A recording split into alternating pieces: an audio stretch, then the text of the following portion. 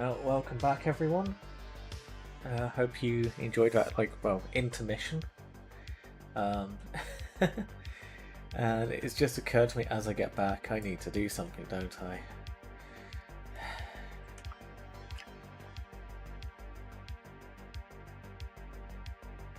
Because Hamish, well, sorry, not Hamish, a weasel donated earlier.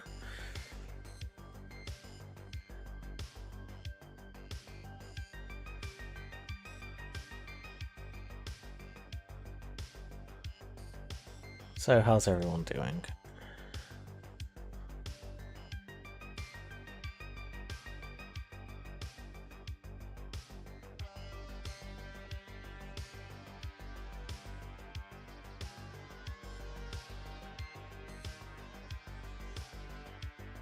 So yeah, Vindicator IIc.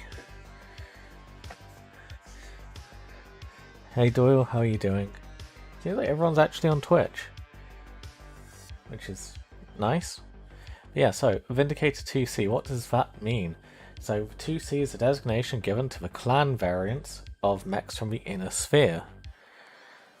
So yeah, what we're going to work on is making a clan variant of a Vindicator.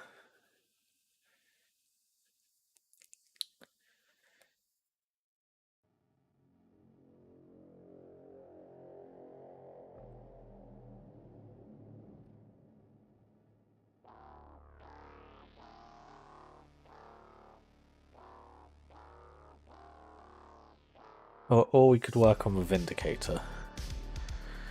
Yeah, I'll leave it up to you guys whether we work on Vindicator, Vindicator, or Vindicator.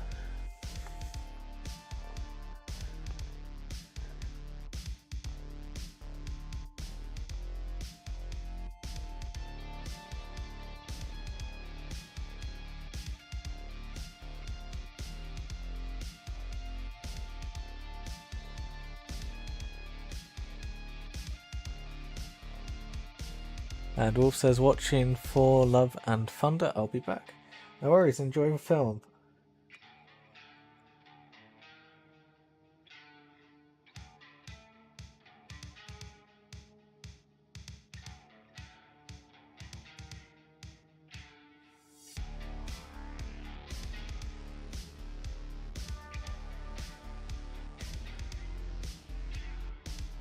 How about with Vindicator? Oof. Yeah, that's an interesting choice. Yeah, let's work on Vindicator. I think of the options of the Vindicator, Vindicator, and Vindicator. I think the Vindicator is obviously going to be a strong choice here.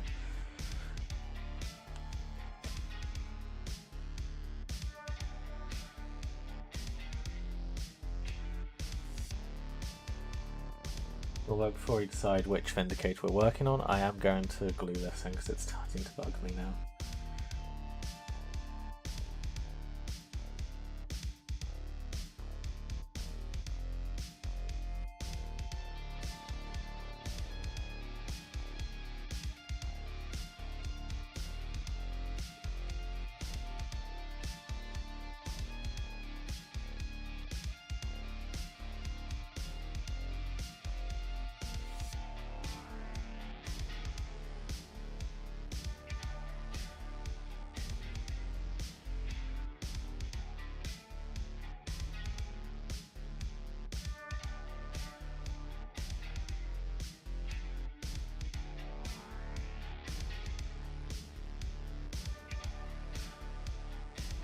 I mean, to be fair, I think it actually looks quite good with the Havoc launcher on top.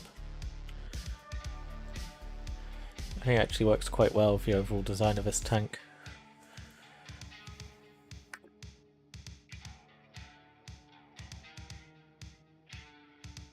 Okay, so what are we going to do to this poor thing to make it more realistic? Well, firstly, I think that it would be pretty unrealistic for this tank to just be bare on the outside, save for a shell on a winch, which doesn't seem to have any real function, and the ram. So you might remember me doing a first Vindicator stream. Let's get the grenades, sorry, the smoke launchers ready.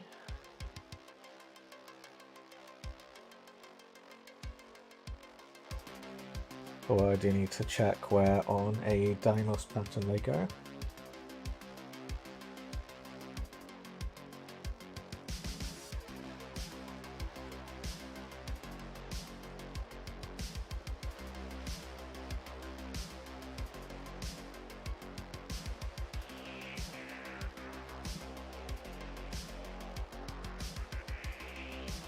They should go on here.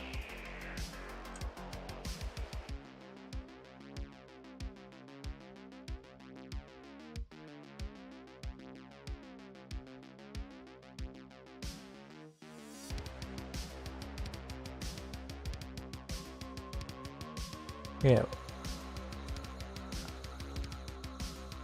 Well, but this is the thing that confuses me, right?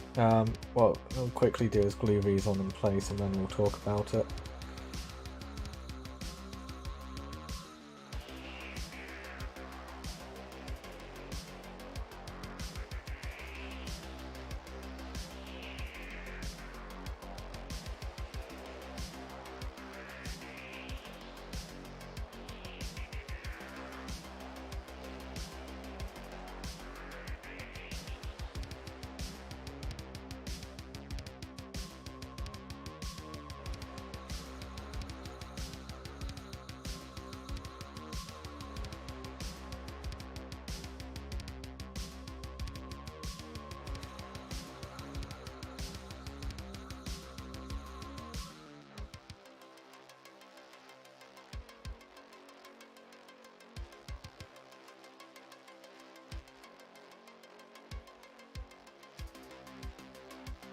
Winch would look sensible on a Medusa or a Basilisk, yeah.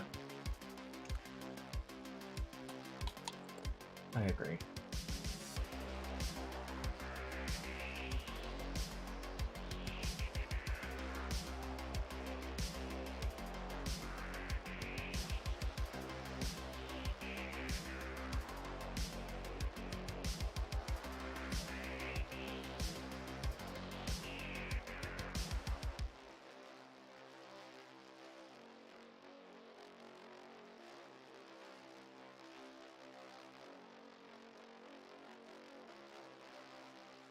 Ghost says, welcome back. How's dinner? It was great. Really nice and spicy, just how I like it to be.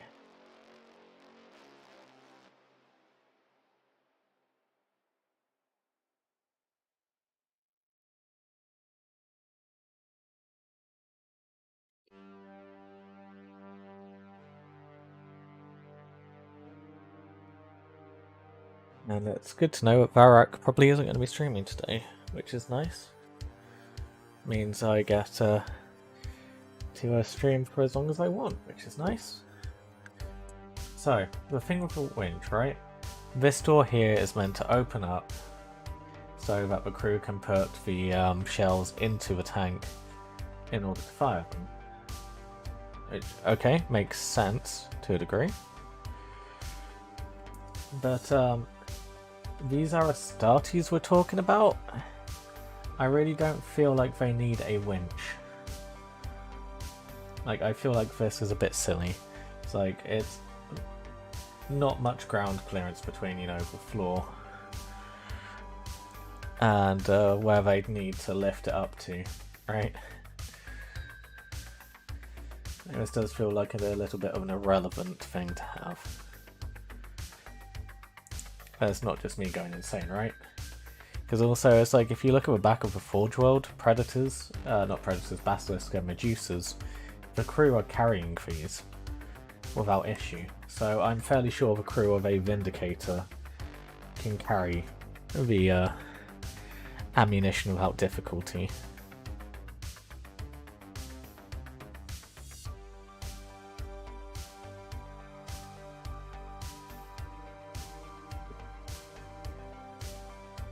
So, that brings us on to these wonderful kits. So these are Warhammer scale, which is 156. And it's just a bunch of stowage and accessories for World War II tanks. but a lot of this can be quite easily used for Warhammer as well. And I think would be quite fitting, especially some of the metal boxes.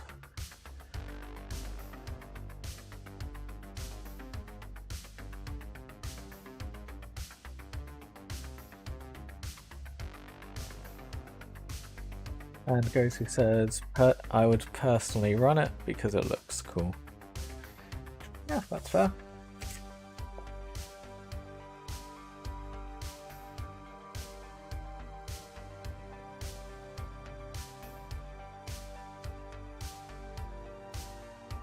Which tank is the Mordant? It's a Fellblade, isn't it? Or a Basilisk? Not a Basilisk, sorry, a Baneblade, I think.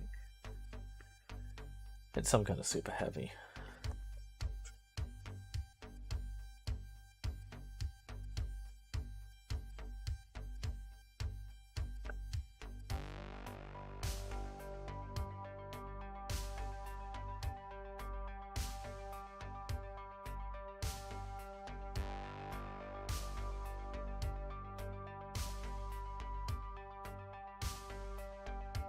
Part of me still considering whether or not to get the Baneblade at some point for the Death Guard. Because it would be useless. Like, it's basically unplayable on tabletop in the current way the game shapes up. And there's no real reason why you'd ever want to run it.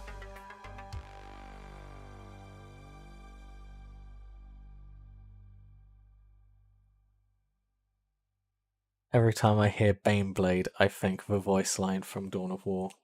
Yeah.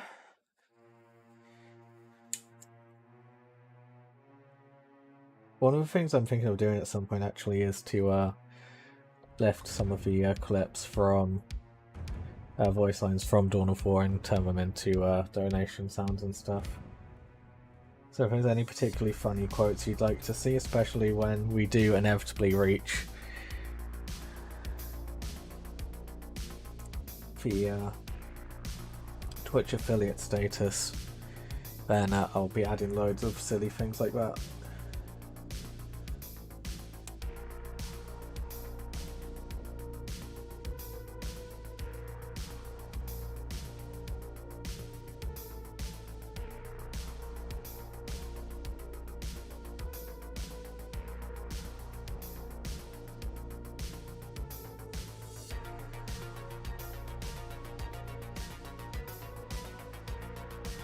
Brother, I am pinned here.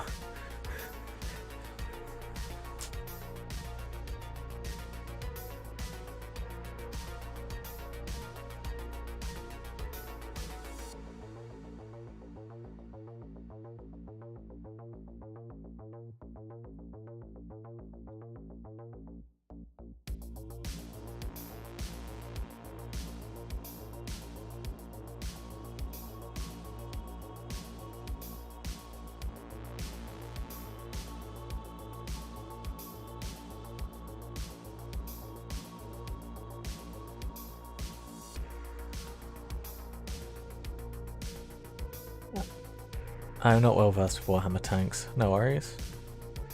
And what do you mean that it wouldn't fit into the current meta? Yeah, so the thing is, like, whoever wrote the rules for it really doesn't...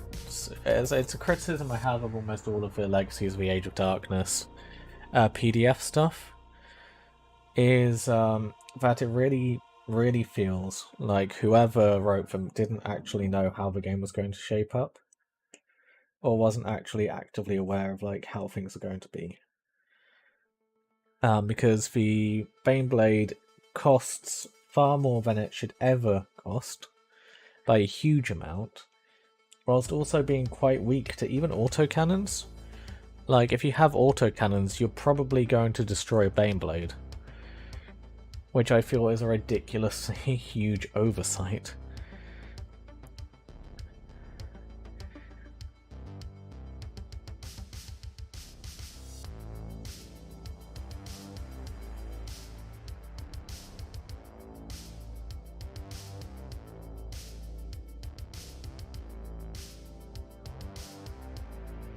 High caliber anti-infantry weapons will shred a Baneblade.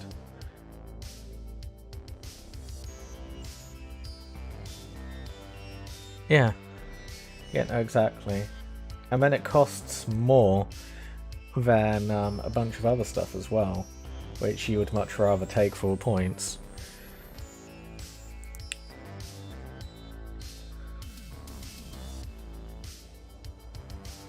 Here it says, I miss Dawn of War.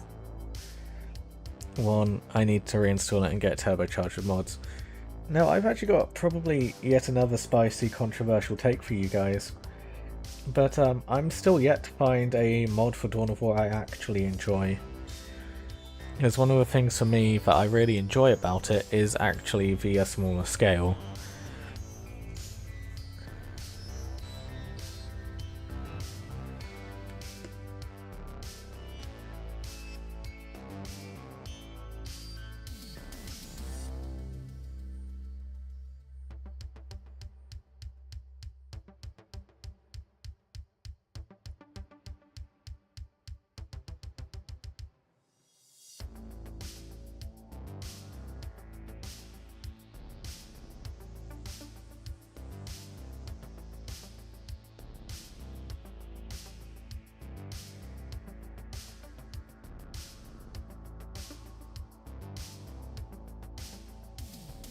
But Titans go better? Yeah, true, but at the same time.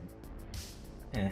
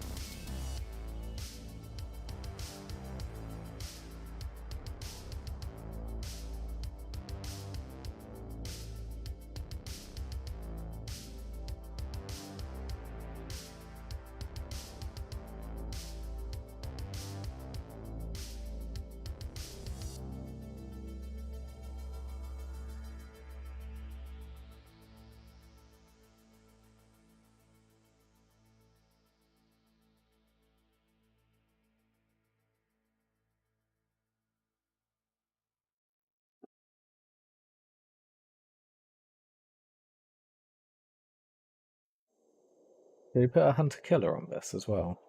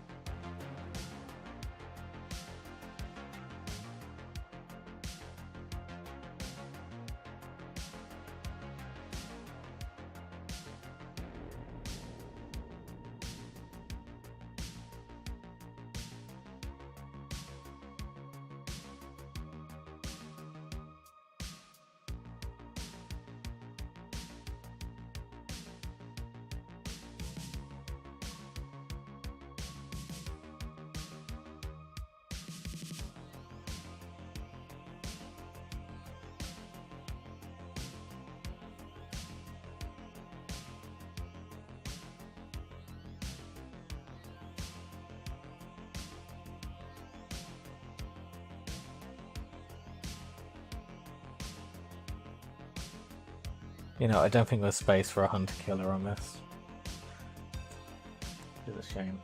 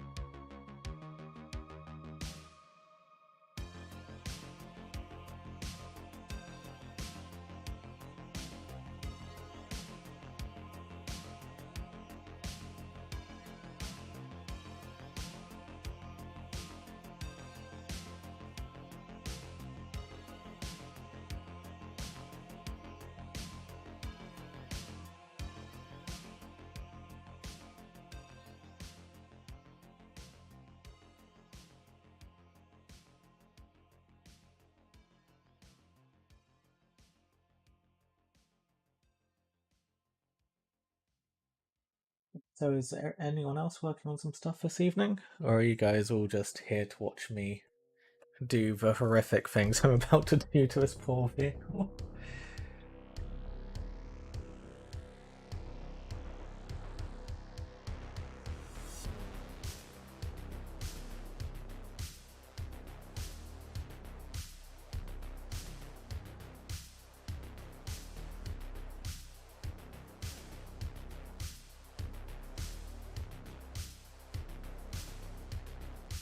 We'll need that brush.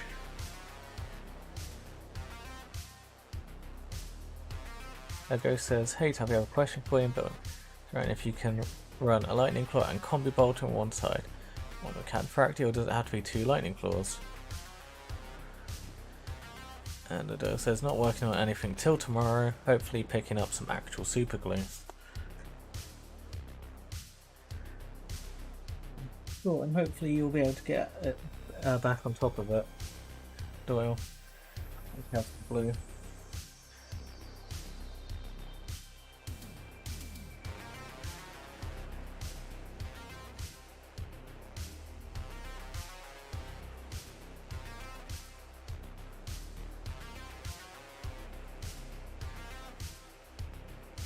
Maybe some Volupus pink. Yeah, that's always a good idea.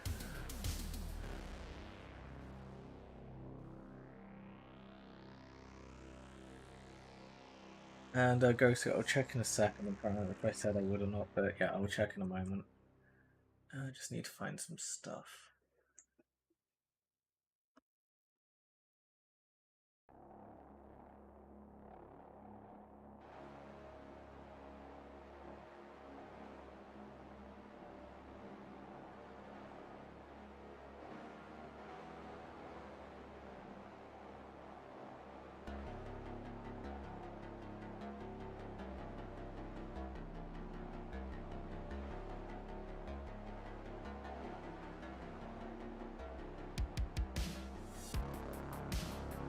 Yeah. Well, I've got now have to do. Okay, so Cataphracti.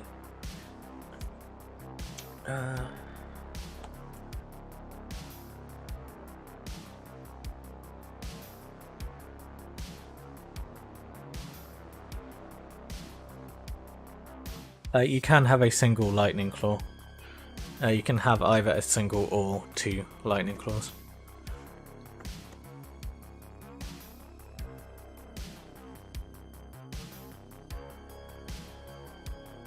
Right, so time to do some battle damage. Because this is a Death Guard vehicle.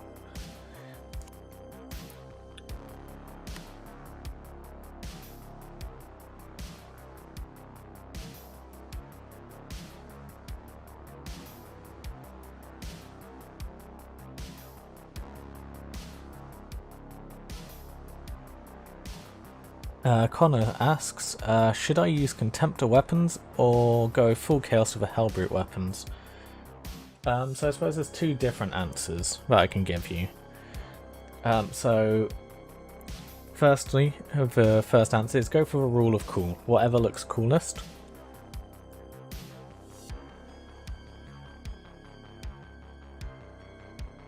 The second one is, if you're going to be using it on a tabletop, you have to remember there's going to be another player playing off against you. And this is why WYSIWYG as a rule exists. So, if you want to factor that in, I would, for the other opinion, would be use of Contemptor weapons, so that when you're playing a game, your opponent doesn't have to ask you what weapon is on the Dreadnought, as they can just see.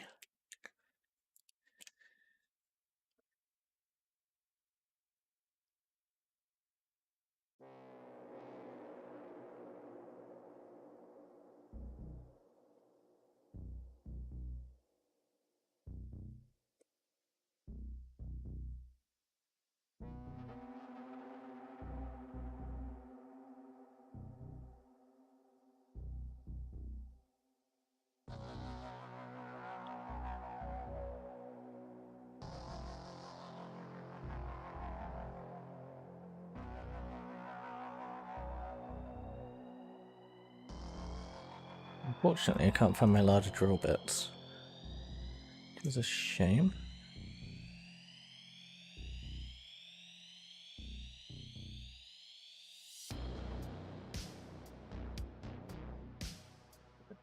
Let's just drill some holes and make some scratches and dents into the surface.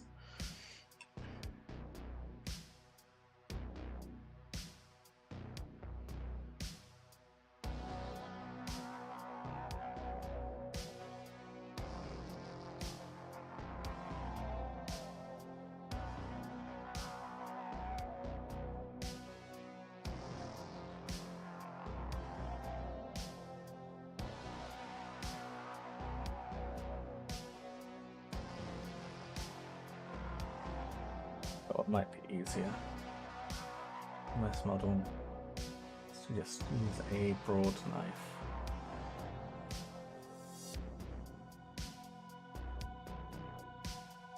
Yeah.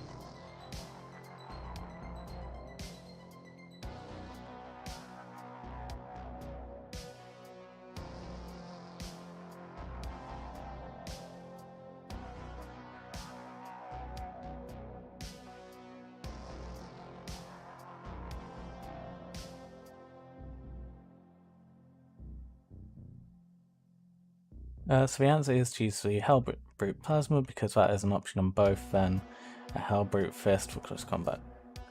Yeah, that works.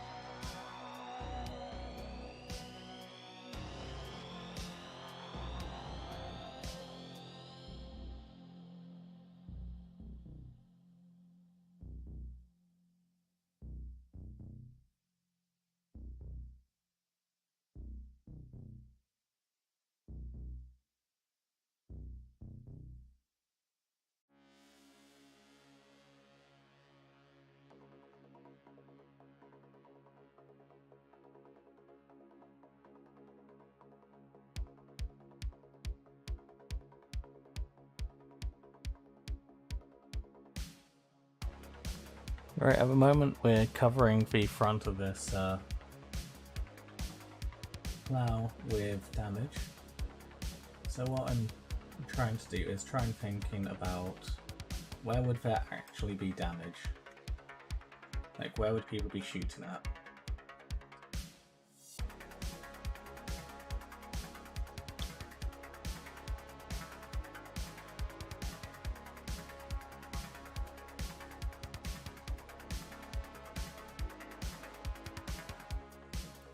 So in this case we have a general spread of bullets and impacts across the shield, and then also people are going to start looking for weak spots, right? They're going to sort of see, okay, well, there's a viewport here for the driver, so what we're now doing is we're creating the Nixon damage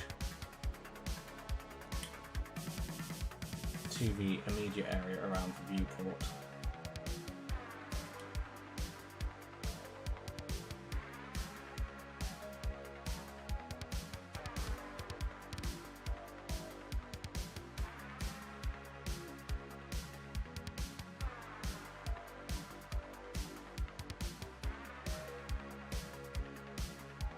use here is we'll use some plastic wool, soften up those edges there and try to make it look a bit smoother.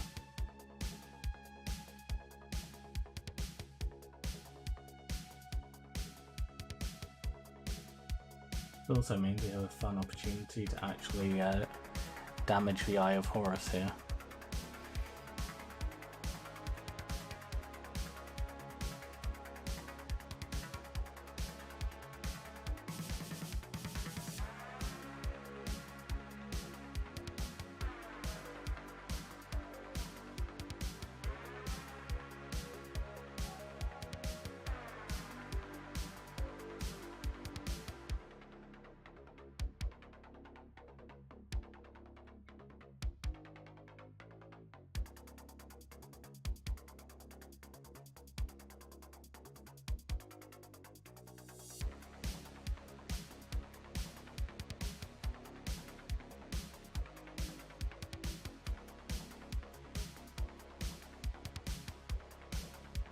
So yeah, all we're really doing here is just stabbing the knife into the plastic and then giving it a couple of turns in order to carve out holes.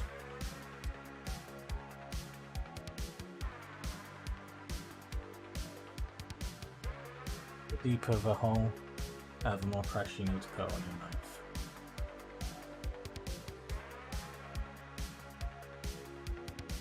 And obviously different shapes of knife blade will have an impact on this as well. As you can see, this one's more of a chisel, so I'm getting wider holes which are a bit more useful for this.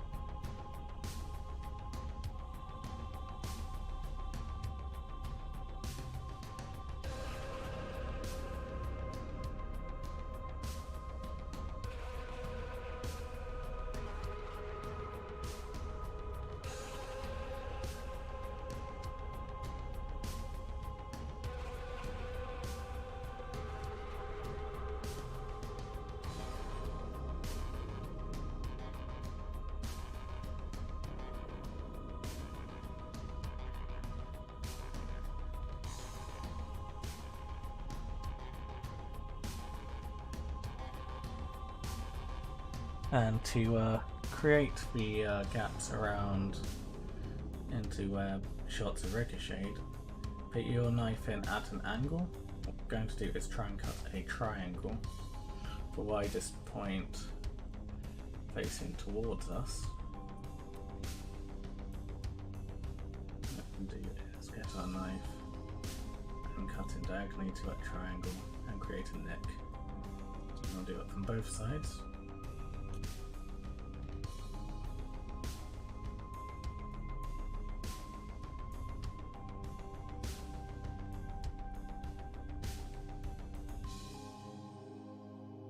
A nice little dent at the side of the hole there.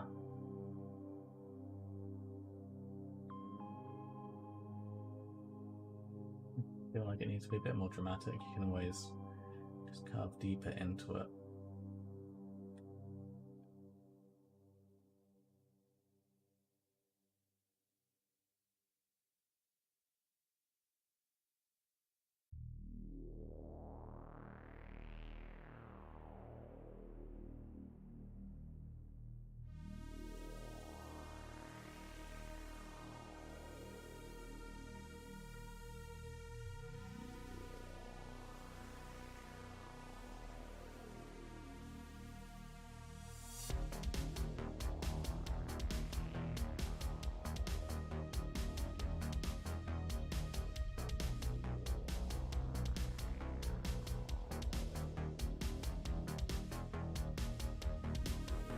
And another trick as well is make sure your knife is always facing into the model from the direction you expect the shot to have been from.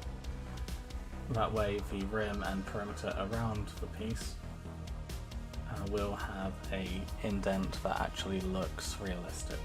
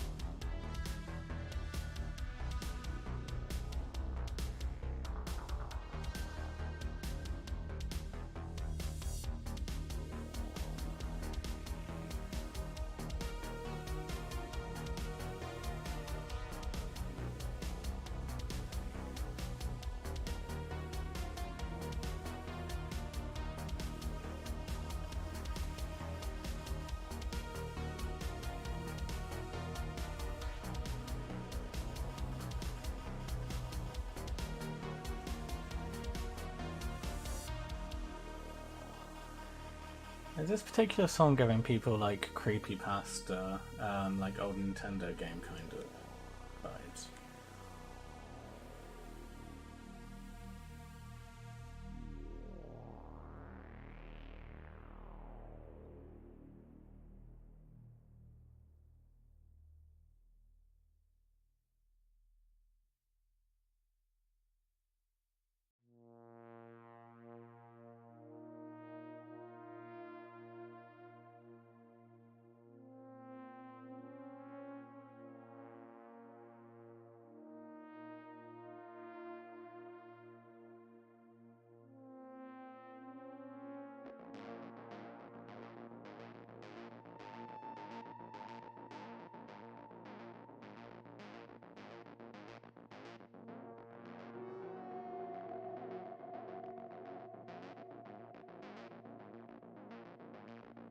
It says, I played nice games on my DS.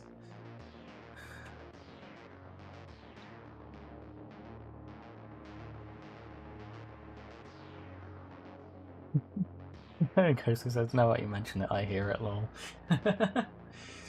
Good.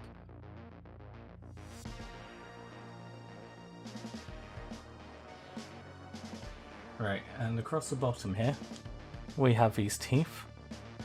And these are going to be constantly scraping across the ground and onto dirt and stuff. So what we're going to do is we're just going to, pretty randomly, but quite aggressively, from the front only, jam our knife into the leading edge here. Make sure not to have any fingers in the potential slip line of fire. Don't slice your hand. It's going to repeatedly stab at the plastic.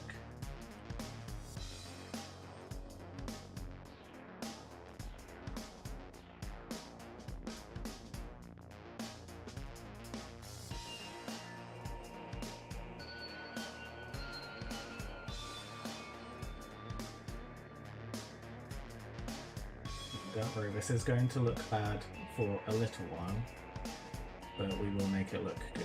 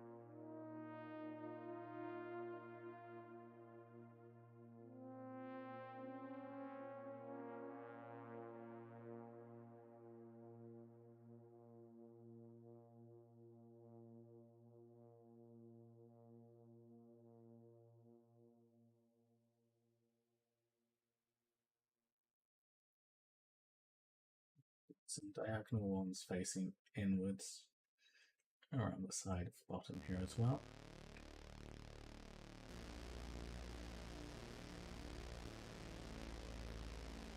Do the same here.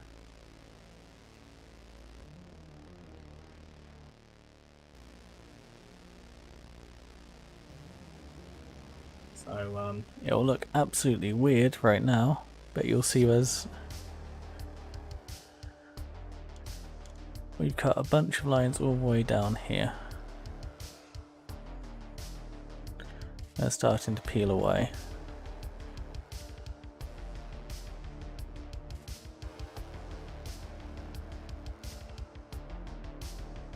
Now what we're going to do is we're going to take our knife and we're now going to run it down like so. Not worrying too much about if it digs in or not. And basically allow those nicks that we put in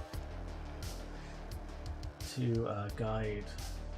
Right, now I'm going to do it this way so it's a bit easier for you guys to see. But don't worry, I can't actually cut myself with my knife, despite there being a,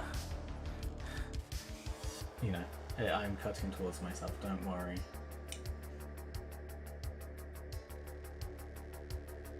I'm just going to basically trim back into those diagonal cuts and allow them to basically make little dents. And we're going to keep going until we think it's as disfigured as we want it to be. So hopefully you can see there. It's got a bit gnarly and a bit rough.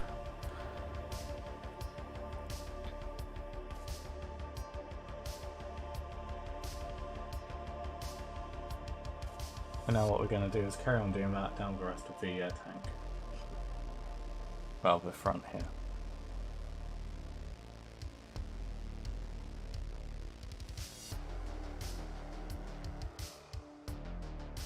But it's also a good idea not to just run your knife smoothly down. If it digs in, let it dig in a little distance, and then,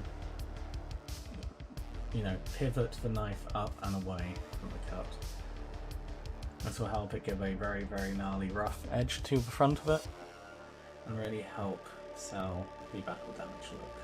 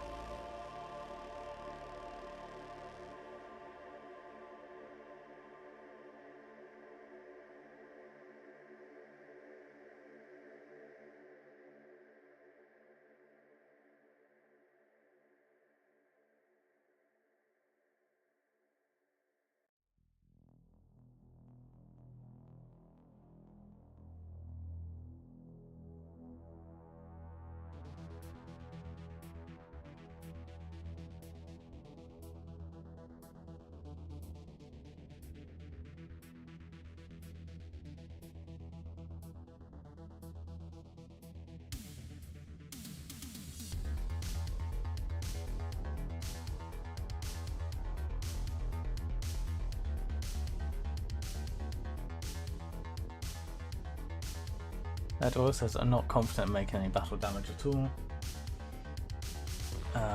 I think I prefer painting on rust. That's fair. Hopefully from the stream so far you've seen that it's not actually too difficult. So, you know, all I've done is cut some lines into the front here, and all I'm doing is at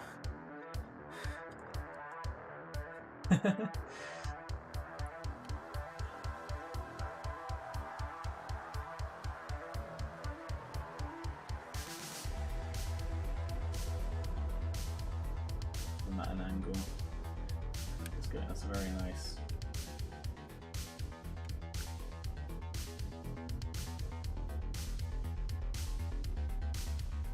Hamish says, I feel like I'm cutting towards myself, but don't worry, I can't actually cut myself. Could be your first Tuppy t-shirt design.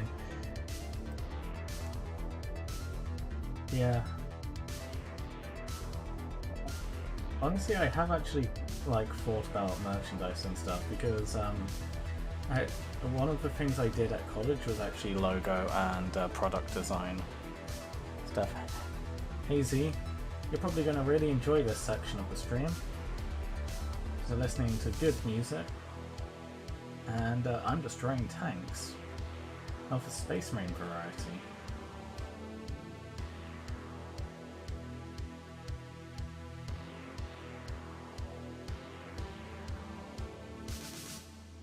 Oh yeah, I do, don't I?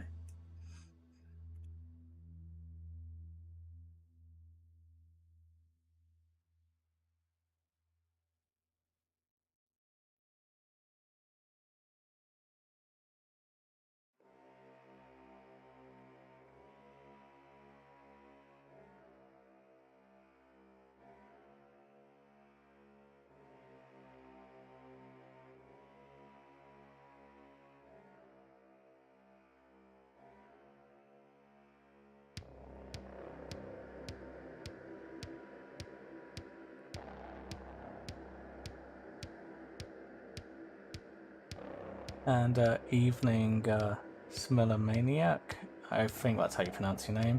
How'd Resin Knight from earlier fare? Good. We just need to put the head and the sword arm on, and then it's a matter of attaching the pistons and the upper carapace. And unfortunately I ran out of super glue, so we are now returning to the Vindicator I've been working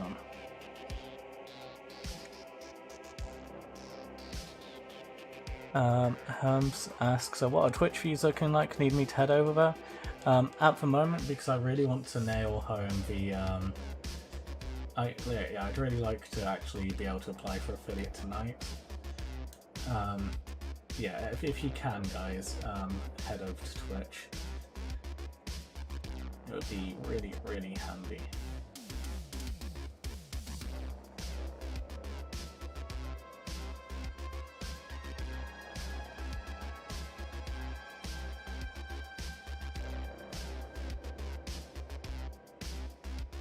And yeah, right now, Hamish.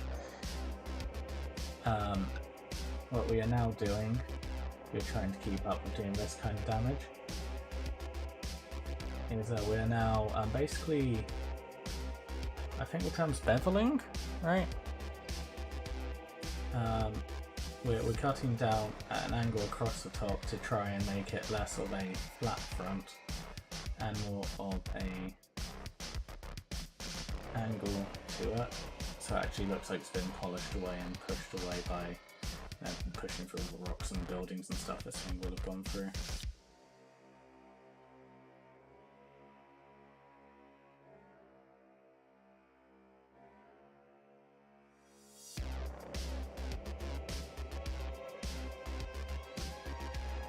By the way, I'm 99% sure that Twitch affiliate contract it states that you can't simultaneously stream to YouTube, only to Twitch, and you have to wait 24 hours after your stream to post VODs on YouTube. It's been a while. There's been changes recently.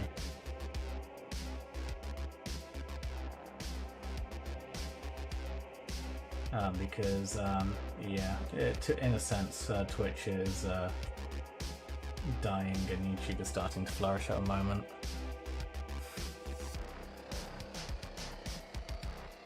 But we'll see.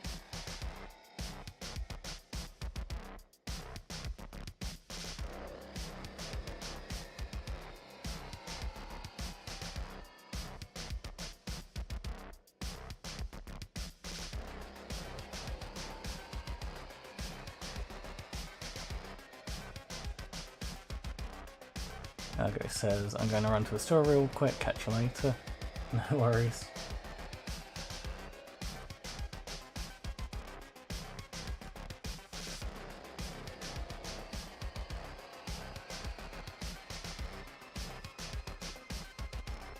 Now the front of that is looking significantly more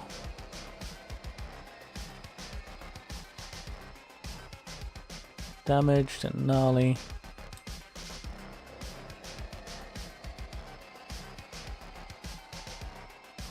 Come on, camera, focus.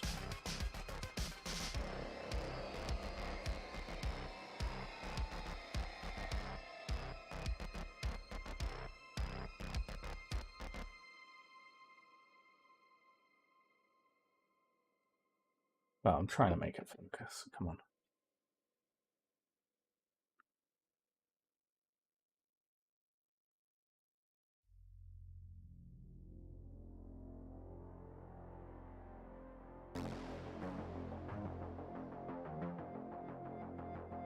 So about server IP and mod list. Z, I'll get it to you once I play Armor next, okay? So I'm not going to boot up Armor right now whilst I'm streaming and building.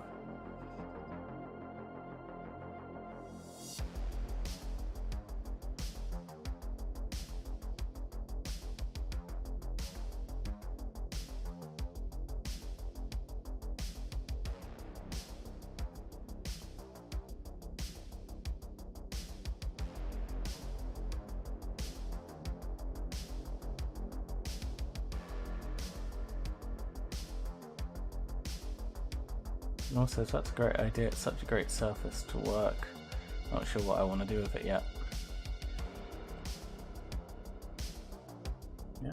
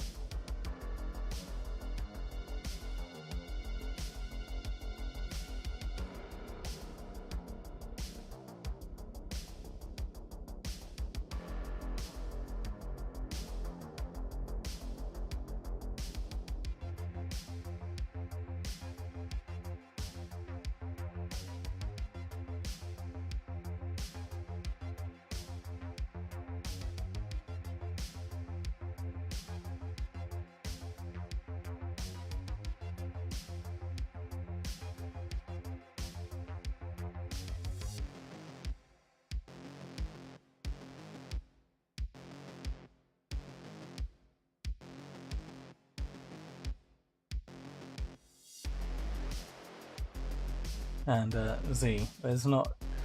Chances are I will probably play Armor Free at some point before I next stream Armor Free as well.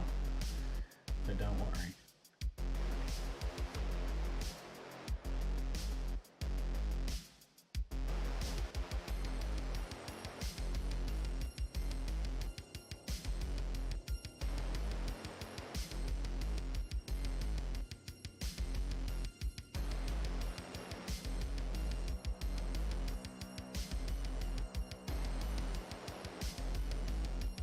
Gonna do the same technique along here as well.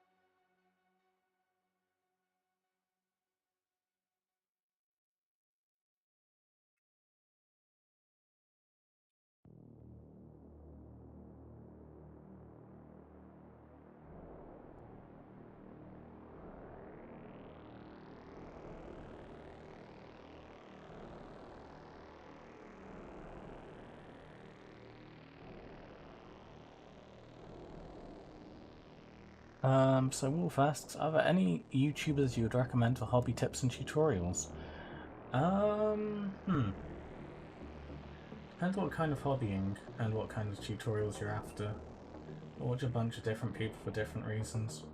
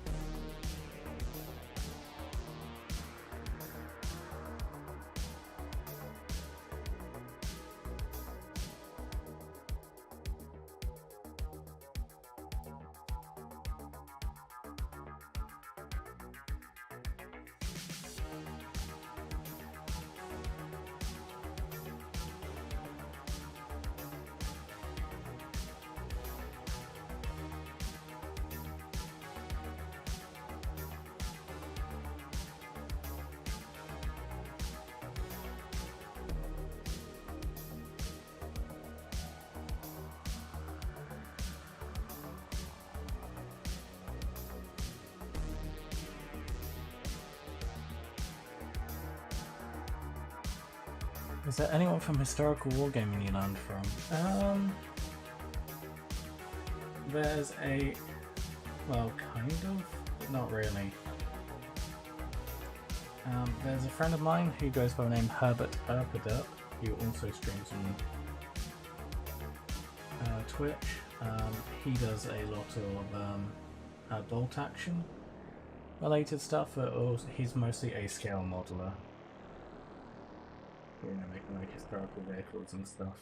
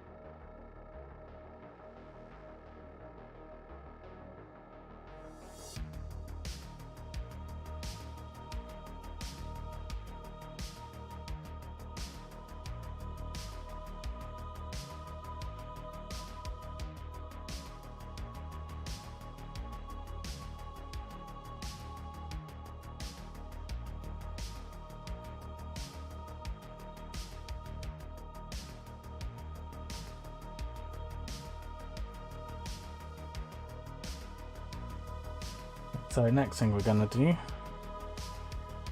we're going to take one of our more coarse files.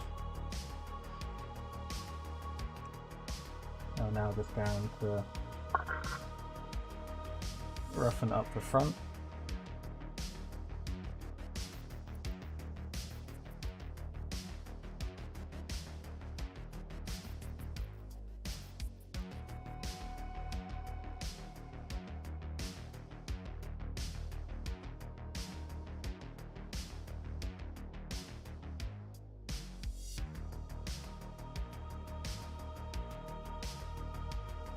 Anywhere where we've basically put contact, we're just going to give a pass over our file.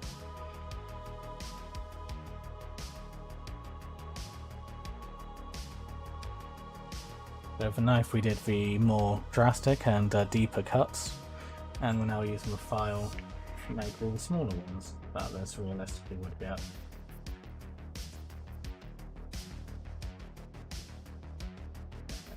I use this to do the corners and the sides here as well at the bottom, because these probably won't get as much abuse and scratching, or shouldn't.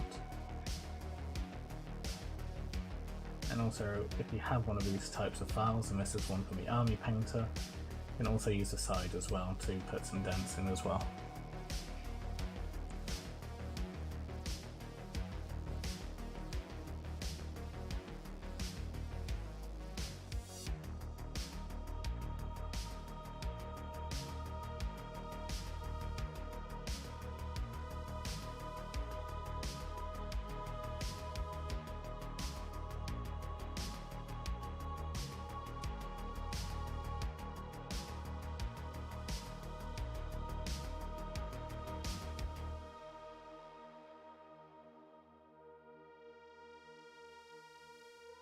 And now we're going to put some scratches into the panel. So we've put some of the deeper holes in, like the bullets and stuff. And now what we can do is just, you know, run the file head, which should also be a file as well, up the surface.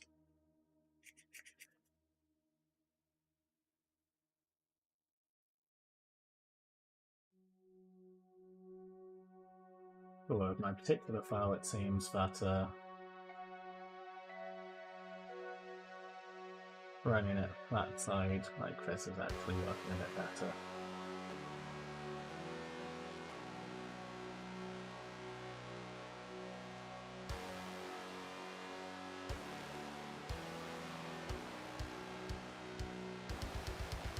So, this is where we firmly reach the ugly stage for this plan. It's going to look absolutely awful, and you're probably going to be thinking, what the hell has Tuppy done to it? But trust me, it's going to start to look way nicer in a few moments. But right now we really need to focus on scoring these marks in.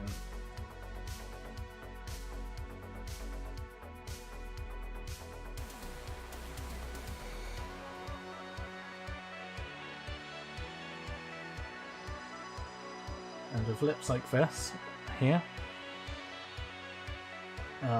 bring the file up, don't push down onto it.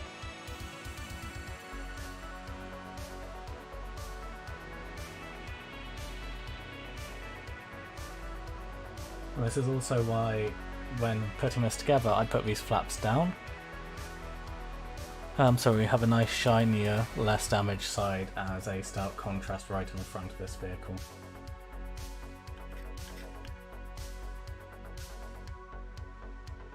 Right, it does come to painting this.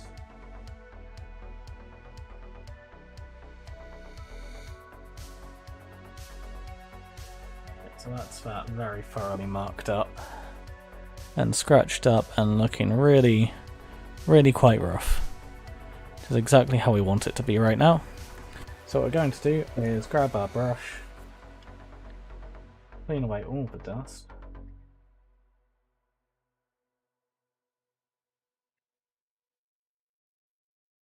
Make sure to get all of the filings out of the bullet holes.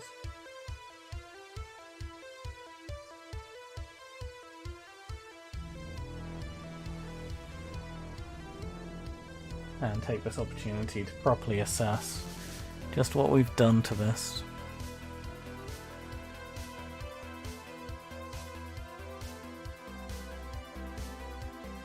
And I think the second half needs to be a lot rougher.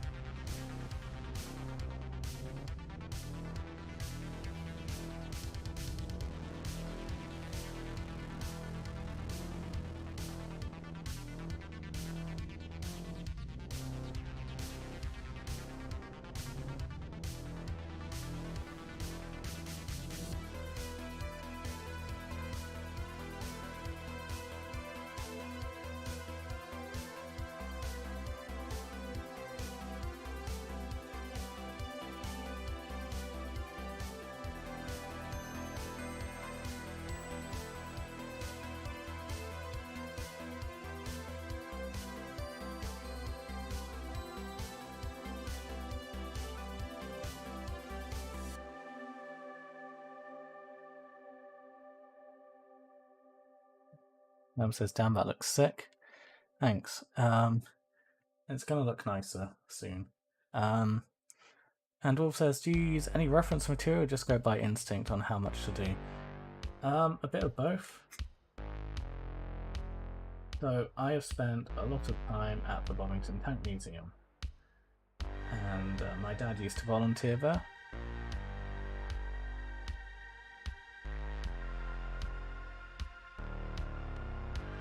Yeah, I've spent a lot of time taking pictures for various tanks there, and for various states of disrepair vehicles can find themselves in. And I often look at vehicles which have been put into as close as I can find similar conditions to the ones in which I'm trying to emulate, and use those as inspiration.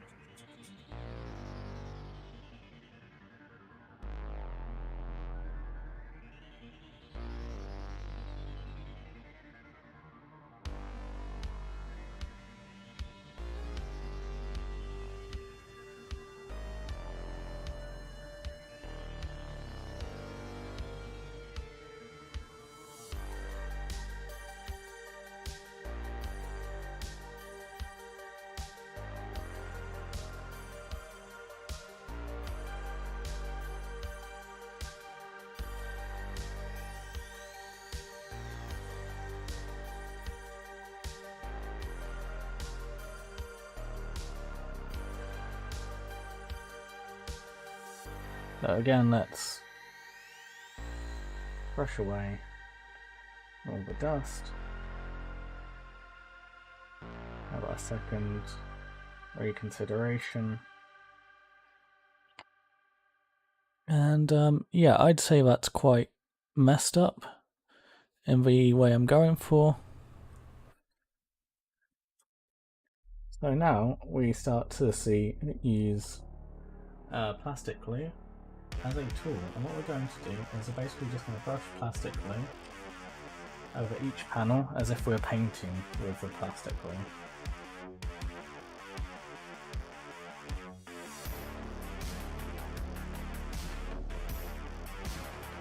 Let's to work in small areas at a time.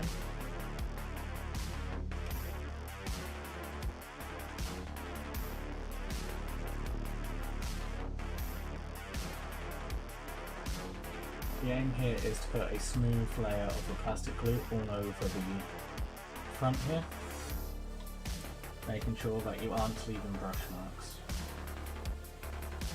And you want to be making sure to definitely get the edges we've done the damage to.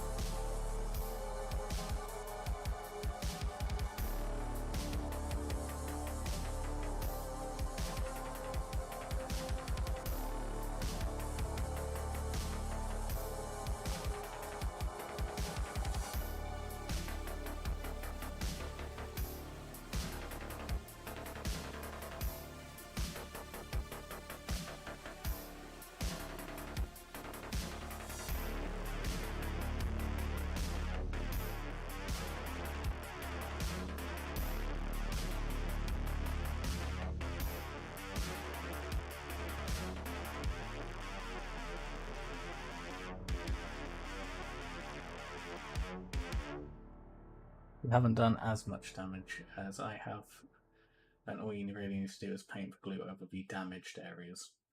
As we've basically damaged and scuffed up the entire front of this vehicle, I basically need to apply glue all over the front of this vehicle.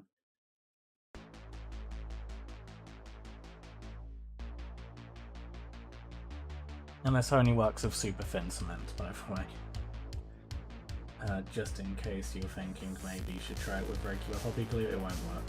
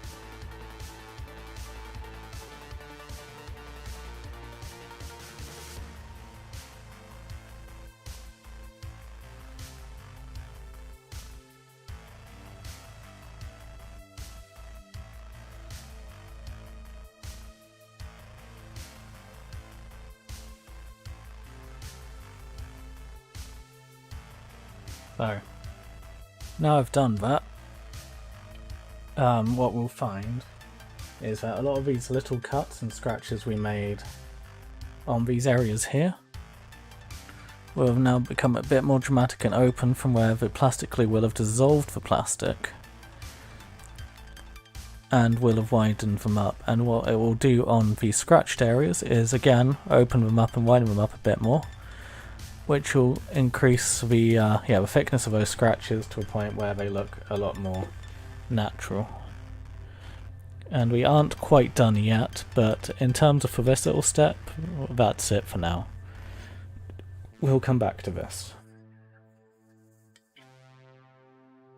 The next thing we need to consider is damage to the front of the tank. So when this is mounted, it mounts roughly like that. So what are the points on the vehicle which are visible through the cover? This is what we now need to think about, and what parts would be damaged next.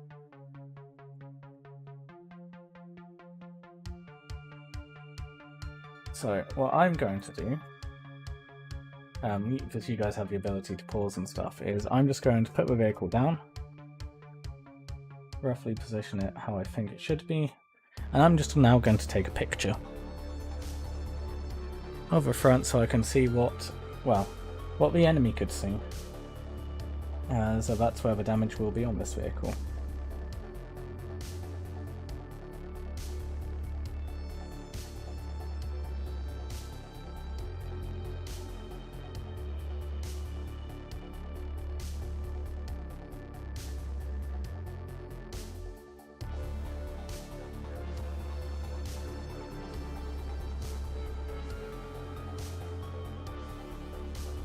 So I now have my reference photo.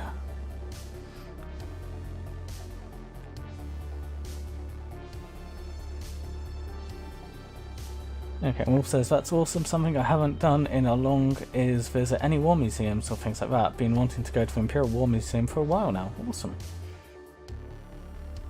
So we can now remove our shield. And we can now look at what areas would be mostly damaged and have been shot at by the enemy. And we can basically start the same process over again.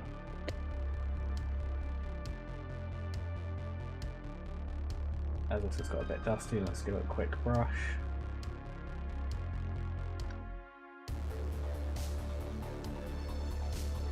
Now remember, this is the tank that's being shot at rather than an area which is just generally getting scratched up. One of the very first and obvious places people are going to want to shoot at is the viewport. So a very good area to start with bullet holes is the viewport.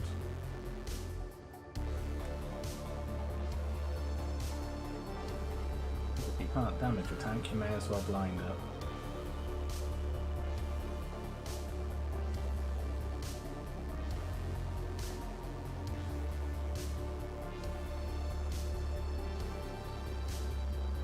Let's put a few bullet holes into this cover.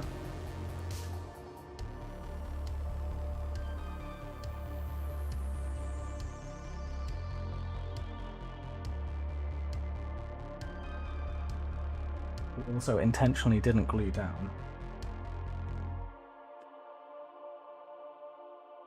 but we can paint underneath it later.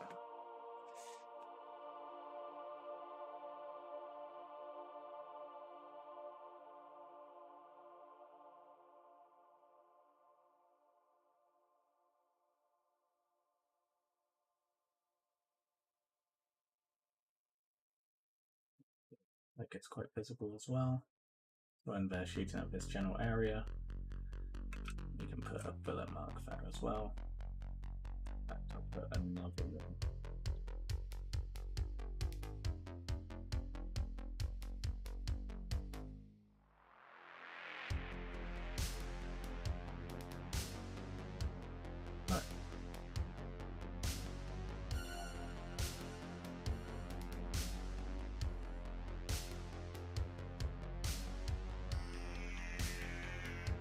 And generally speaking, this front plate here is going to take lots of shots. So we can go to town putting holes into this area.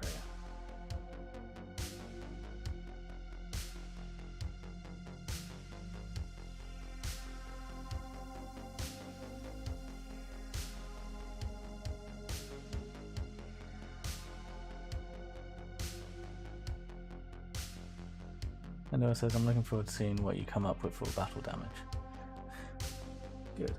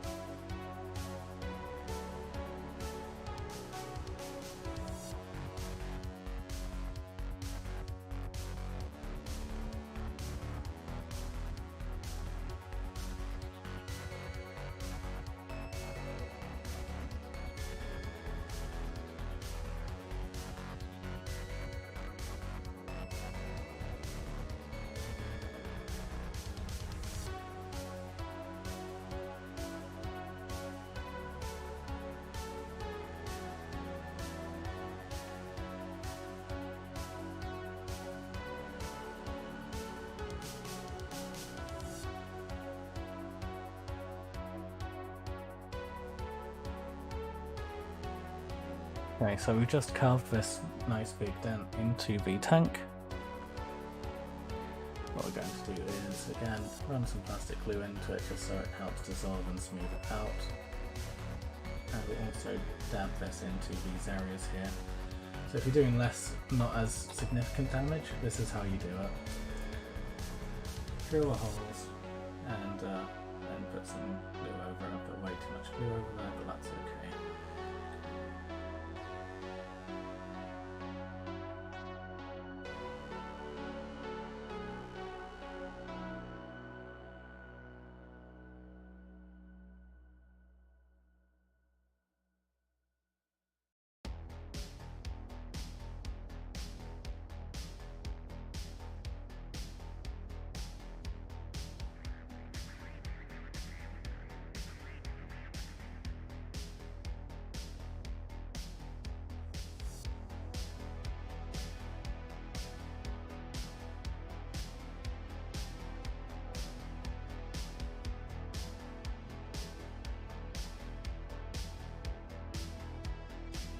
So I'm not sure if you'll be able to see it, but with the holes we put into the top of the tank, once it focuses, by putting the glue, dabbing the glue in, what it's done is it's dissolved some of the plastic in the area and smoothed it out, so they're more like round domed craters now, rather than it looks like I've just stabbed a knife into it.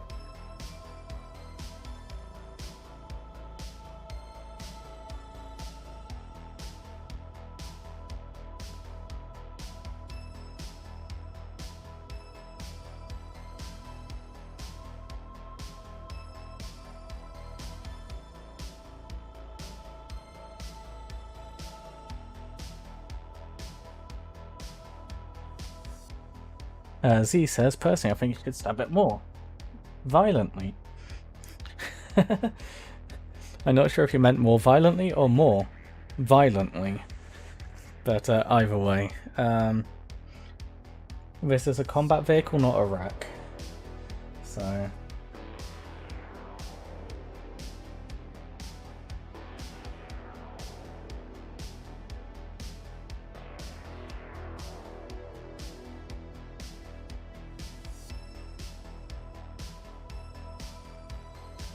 a fun one, the mantlet of the gun.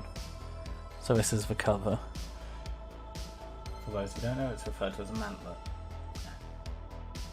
So what we're going to do is I want there to be a crater here in the front of it. So very carefully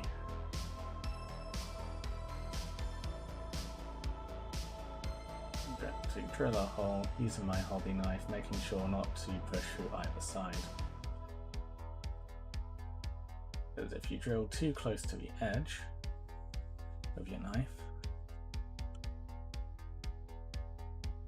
what you'll find is your knife will cut through and slip,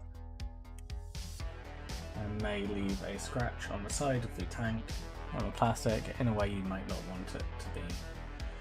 In this case, I'm okay with where it is, so what we're going to do is we're going to draw two lines with a knife blade down and away from where the drilling was, and then we're going to just press our knife into that triangle and break the tank apparently. Okay, well that actually makes it easier. Cool.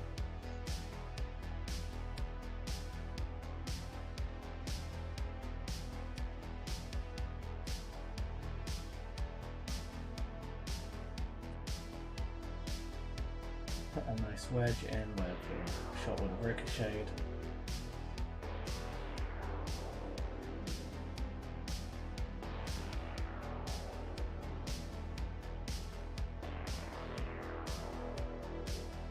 Like so. As before, we're going to run some glue into it to help dissolve and round it out. And the same with this hole here.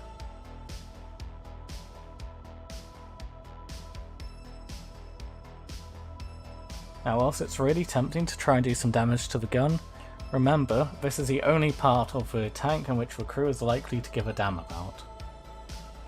So the chances are the gun itself will not take any damage. Or shouldn't have any damage, because that will vastly increase the likelihood that the shell will detonate in the barrel and not in the target's area. So don't damage barrels on your guns.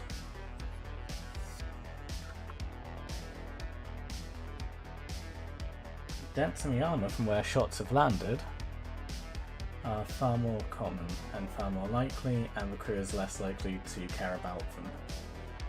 So put those in as much as you want. And hey Jimmy.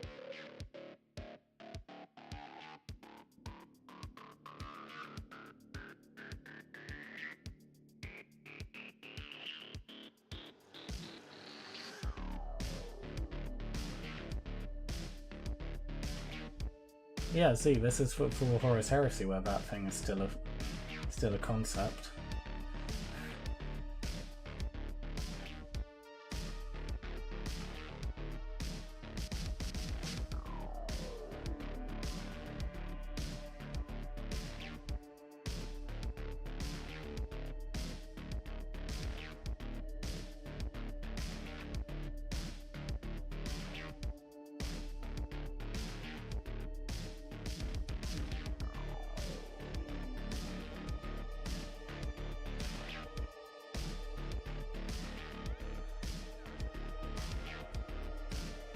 Our sculpting tool is also quite handy here as well, for if you get some plastic which is stubbornly refusing to come out of the holes you just drilled. You can use the sculpting tool to pull them out. And then again, put a bit of glue in there.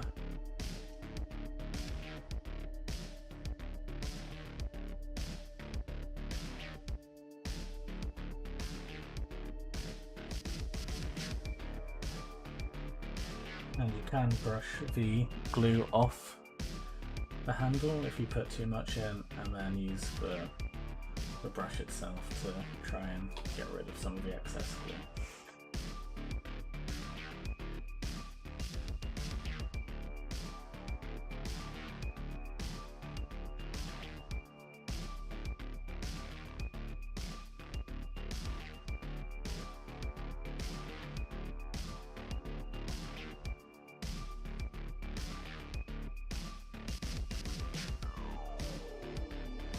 So, quick question then, Tuppy, what is your favourite tank? And furthermore, what's your favourite knight? Ooh, those are two very tough questions.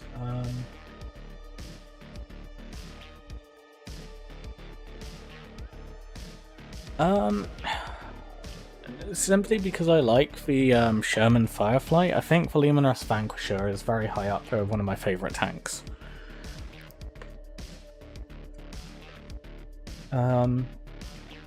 But I also quite like the Macarius, and if there was one tank I like, I'm assuming you also mean in 40k or Heresy, right? Because the Knight's in there as well. So yeah, probably the Luminous Vanquisher, so that's the anti-tank one. But I also like the Macarius tank. It's really cool, and I probably will end up buying one for the Heresy now it has rules for Horus Heresy. Even though it really shouldn't, because it's a design that came around in the year 40,000 as a next generation version of a Baneblade.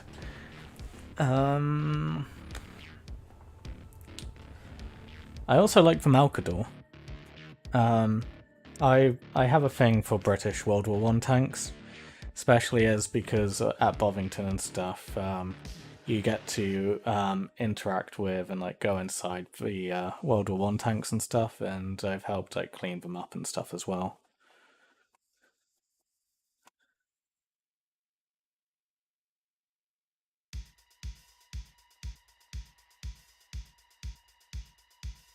So yeah, the World War I tanks have a very special place in my heart, so the Malkador is also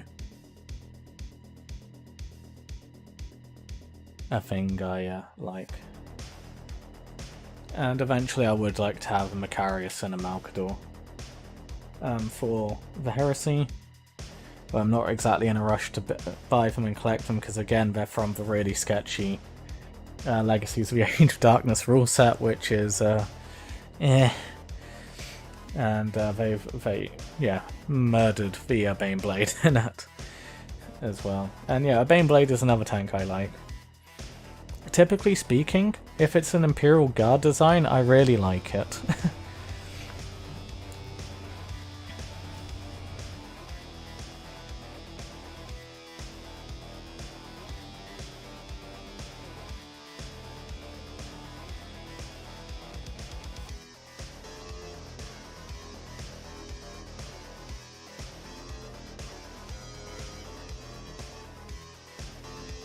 And Henry says, I spent far too long fixing my Death Guard Land Raider front door panel. The bloody hinge part had snapped off.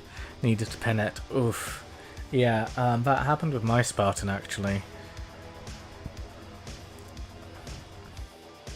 Because I was messing around with trying to use a resin one, which I found.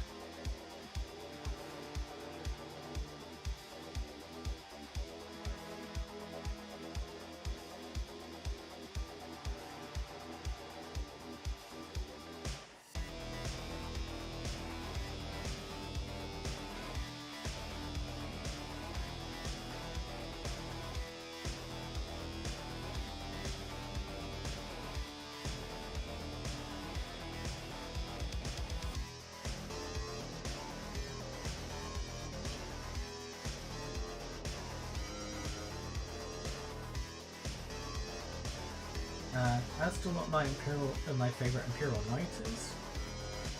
To be honest, it's probably the Castigator, the one which I was building earlier.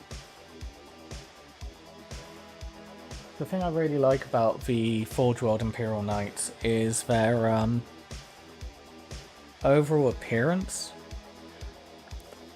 Looks a lot more like the classic Knights from Titanicus, and I really like the whole concept and idea of taking the old models, the really weird, silly models, and turning them into something that actually looks cool. That's something which I really love about Games Workshop and what they're doing, especially the Horus Heresy.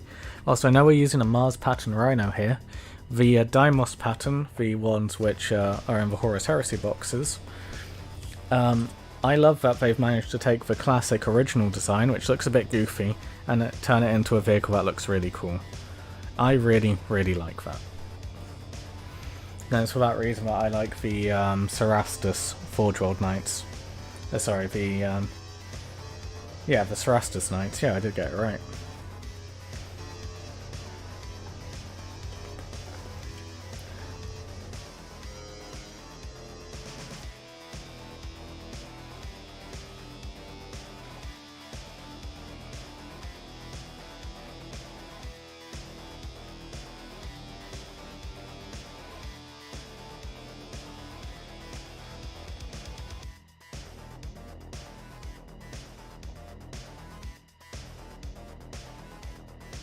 Jimmy says late.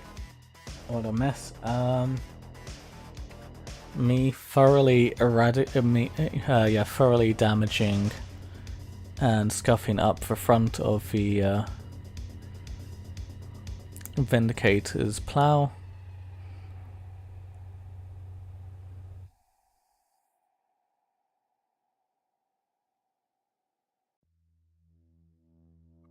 And at the moment, giving the front of the tank, where it would be visible through the plough, similar treatment.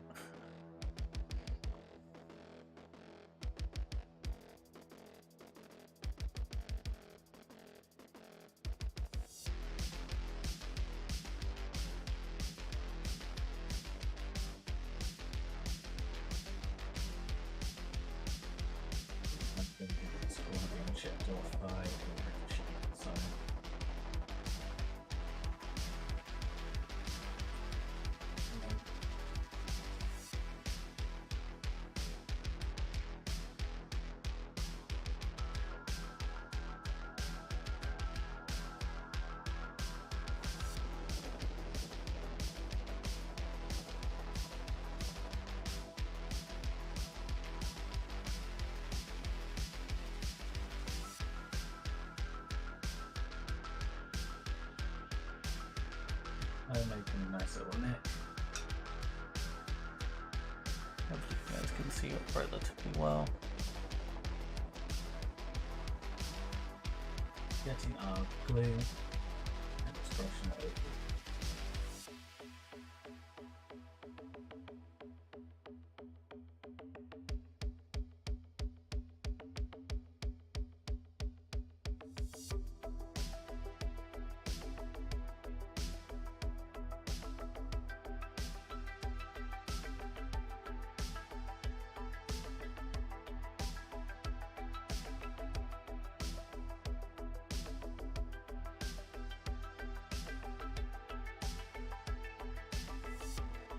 And Jeremy says, can't stay long tonight or else my head will be on the chopping block. No worries. I fully understand. I get to stay up super late tonight because my partner's out. So, yeah. I'm lucky.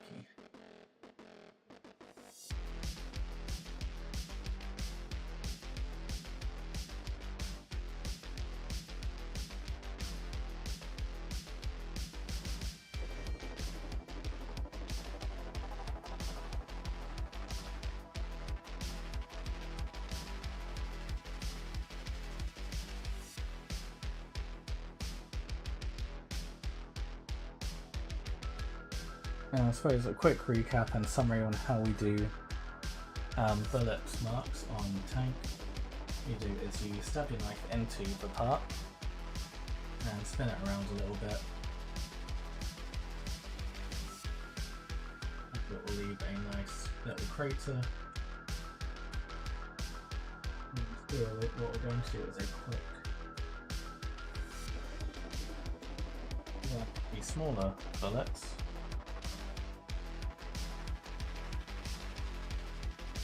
Represent machine gun fire. Away from the Viewport, show that someone actually did have an attempt at trying and shoot at the Viewport.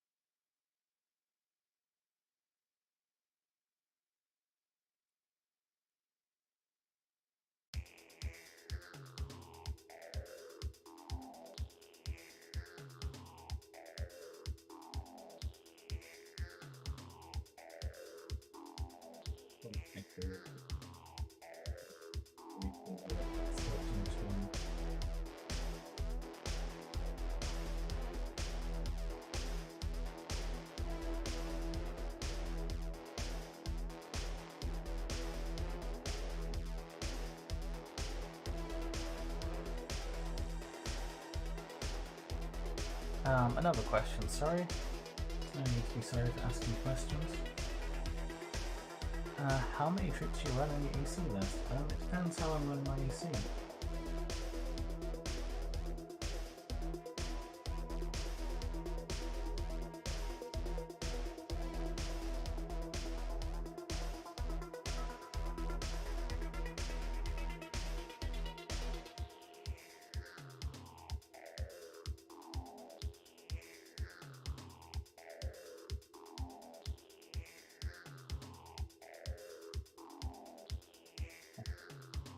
Have 60 tactical marines, to answer your question.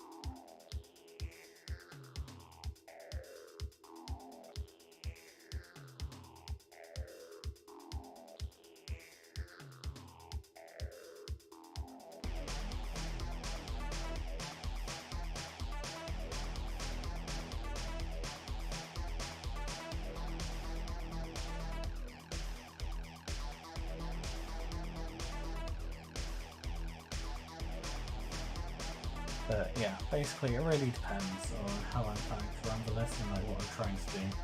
So one of the things I always try to do, Doyle, is change up how I actually play my army.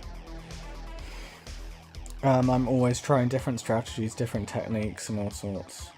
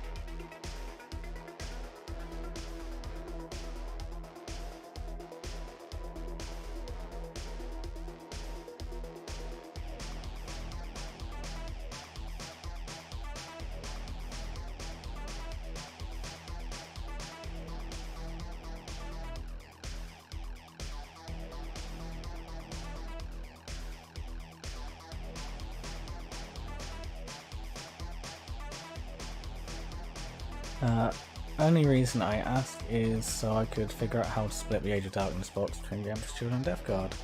Not that I want to copy your list. So unless you're absolutely committed to doing it, I probably wouldn't split the Age of Darkness box. I would choose to commit it one way or another.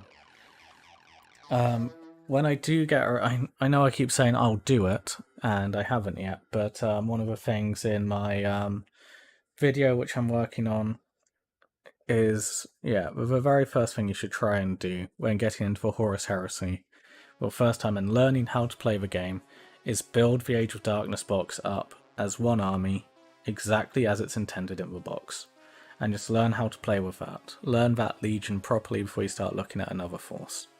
But if you really, really do want to split it, Death Guard and Emperor's Children, think about how those two playstyles impact the unit. So if it's a melee, if it's a unit which can do well in melee, then you probably want it to go Emperor's Children. If it's a unit that would do better at range or holding objectives and not dying, then you want your Death Guard to have it. So as to what you should do with the Tactical Marines, if you're playing Emperor's Children, give them chain bayonets. You're going to be charging in, you're going to want to make sure that those attacks you get first hit hard. Because remember, if you're hitting first, then any unit you kill cannot hit you back. So securing the kills is very important, so chain bayonets on your Emperor's Children. With your Death Guard, I don't think you necessarily need to put chain bayonets or bayonets on them. You can if you want, but they're not necessarily going to be focusing on using them, so it may be wasted equipment on them. And as to the split of the box, it depends. Do you want to play more defensively or aggressively? And if you don't know the answer, then refer back to my first point and build the box up as one army.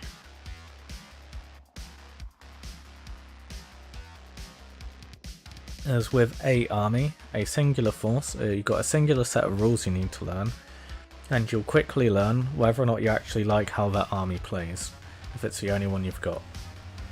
And once you learn how that army plays and how it functions, then you can start making judgments and assessments of, oh, actually I'd rather play more defensively, or I'd rather play more aggressively, or, well, I really like how the Spartan operates on the field, I want to get more tanks, or, well, I really enjoy how dreadnoughts are, and I'm a loser and a try-hard sweat, so I'm going to spam dreadnoughts.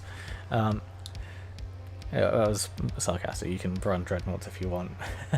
Well, it's like, wow, I really like how powerful characters are in combat, I want to have a character focus. These are things you can't tell right away unless you have experience. So I'd heavily recommend just build the box up as either Emperor's Children or Death Guard. Play that army to death, and then think about how you want to build on top of it, and what direction you want stuff to go in.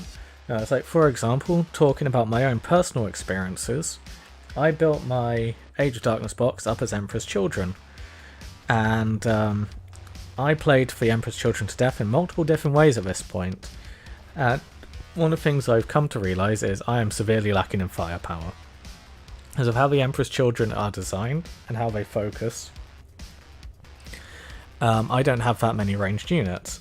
I have the Sun Killers, which are a very strong, elite, but incredibly expensive unit of ranged weapons.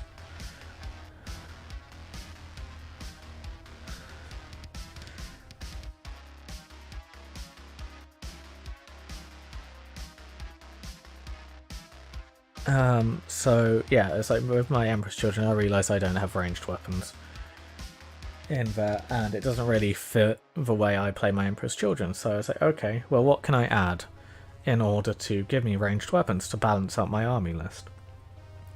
And that's why I came to the decision of Death Guard or Iron Warriors. And as to which one I chose between Iron Warriors and Death Guard, as I've said before, it's because you guys in chat like Death Guard. So I decided I'd go with Death Guard. Iron Warriors are always popular. and always a good choice, but I don't really see many people play Death Guard, and a lot of you guys are interested in Death Guard, so it made for a logical choice for me. So yeah, it's like the Death Guard have their ability to oh, hang on a second. The bit of fluff says night night. Oh, night, Jimmy. Have a good one. So yeah, the Death Guard are a fun choice as they are a more ranged focus army. They excel at shooting and moving, so they're good for providing fire support. So they make a nice complementary army to the Emperor's Children. And yeah, that's why I'm doing this, and this is why I've got a Vindicator for the Death Guard. I've pre-ordered the autocannon heavy weapon team sprue upgrade, so I can build the heavy weapons team, which is going into my Death Guard army, and also for me to rebuild my Sun Killers, as I'm not too happy with how my models look, as they're horrific kit bashes made within a very short time restraint, and I think I can do better now.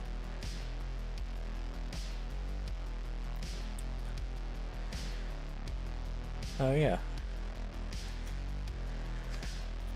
And then it says, okay, thanks for the advice, Tuppy. Now I have a new decision to make. Yeah. And Herm asks, are chain and regular bayonets a good idea for all tactical squads? Again, as I was saying with like the Death Guard and Emperor's Children, it depends. Are you playing a melee army? If yes, then you probably want to take bayonets because they give you shred and or +1 strength, depending on what the weapon is in particular we're talking about you're adding to your bolters. However, you do have to remember that by taking a bayonet, you are reducing the amount of attacks you get. So you are trading that additional amount of hits for a guarantee you're going to kill.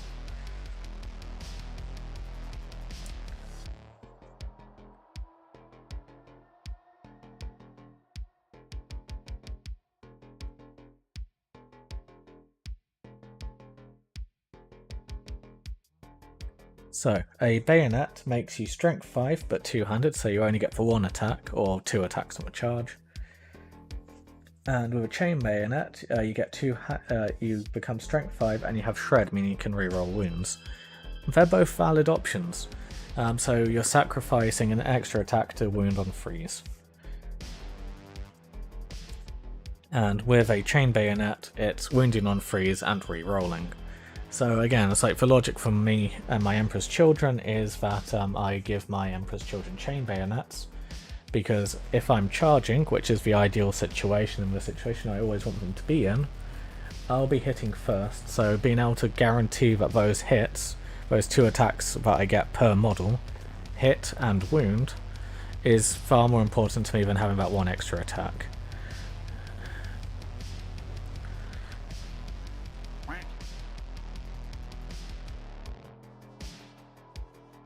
And thanks for the follow, Lehman Russ Talks.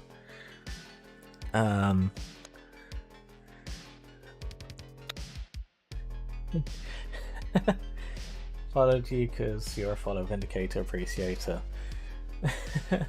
Which Vindicator are we talking about? Are we talking about the Vindicator from Battletech? Or are we talking the Vindicator tank from Warhammer?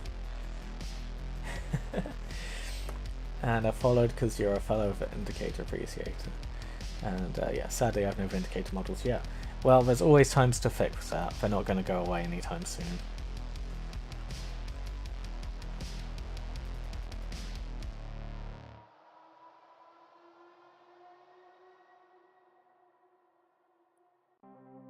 I don't know. I really like the Battletech Vindicator.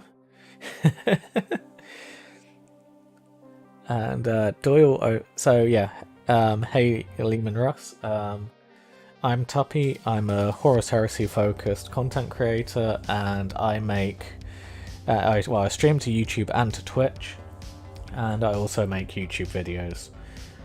I made a YouTube video so far, but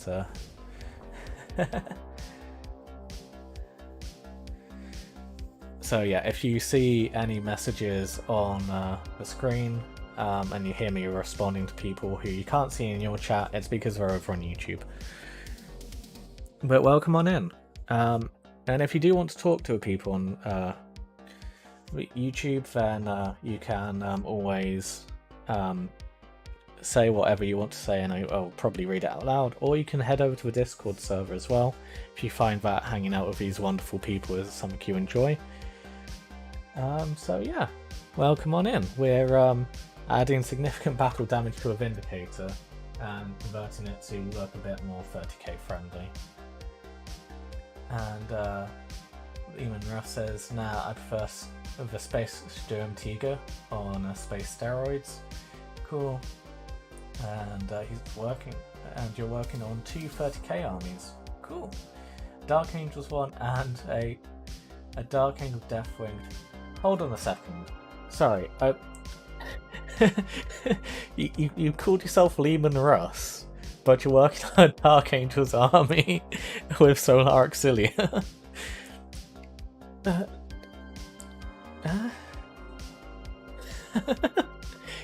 That's caught me off guard, to be honest. But good choices though. I really like the Solar Auxilia, and I do quite like the Dark Angels.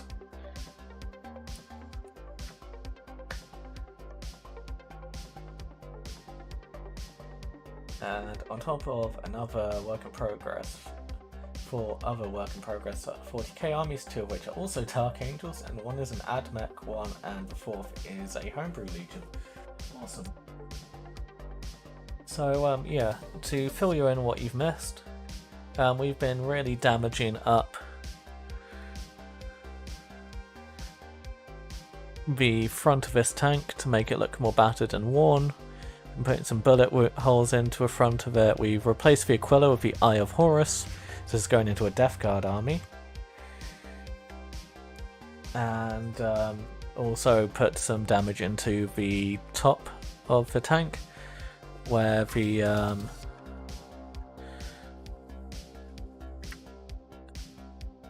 tank isn't covered by the siege shield. And we also removed the Aquila here and replace it with this symbol here from the Spartan. I don't actually know what it's meant to be, but it looks good enough as a a Death Guard symbol, so we're rolling with it. And yeah, we've also been using stuff from the Horus Heresy vehicle upgrade sprue, like the Havoc launcher, missile launchers, and the Searchlight. And yeah.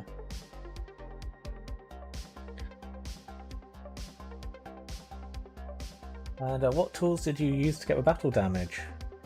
A couple of different hobby knives. So for the larger holes, I use a more chisel-shaped blade, and you know what? We'll do some more damage. So all you need to do is find a spot you want to put damage in. So let's say right here, and you press your knife in, and just spin it around.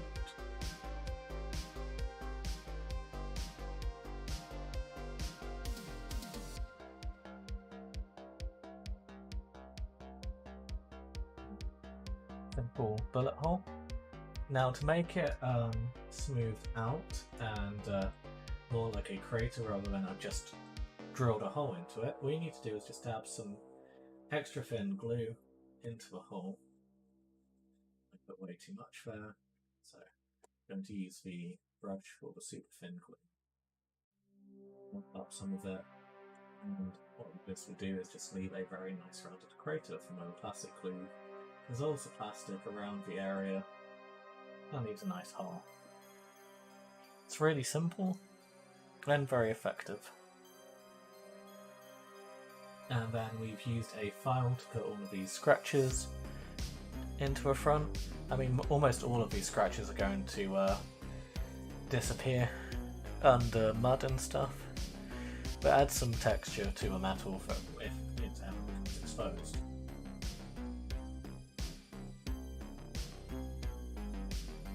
So Lehman Russ says, I started painting one Deathwing Terminator and I decided I liked the colour scheme so much I'd apply it to a 30k army. A 40k AdMech army into 40k Dark Angels army. Technically it's 5 40k armies that are work in progress. One AdMech army has more traditional, mostly red colour scheme, and the other is Dark Angels theme, although I run both together, the same exact rules. Yeah, that's fair. I just realised I forgot to dab blue into the hole in the cover.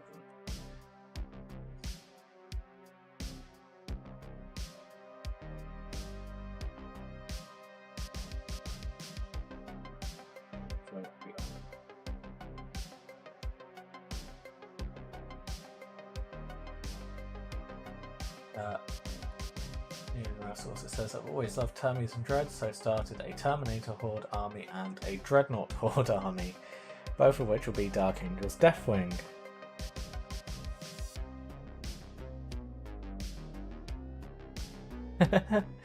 And Doyle says, Doyle over on YouTube has said, Lehman, you should see the tool I use for magnetizing stuff. And just because I know simply how much Hamish, also on YouTube, enjoys me talking about it, the tool I use for magnetizing dreadnoughts and stuff is this, a magnet on a stick, which is just a piece of cardboard which I've super glued a magnet to.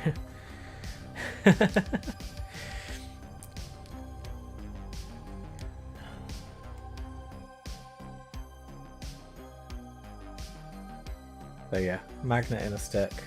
Magnet on a stick is one of the most important tools if you ever get around to trying to magnetize stuff.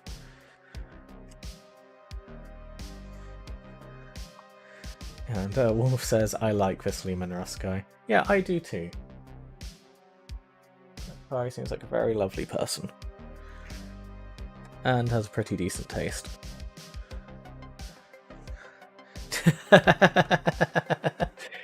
And Henry says, oh god, it's Tuppy tool time again.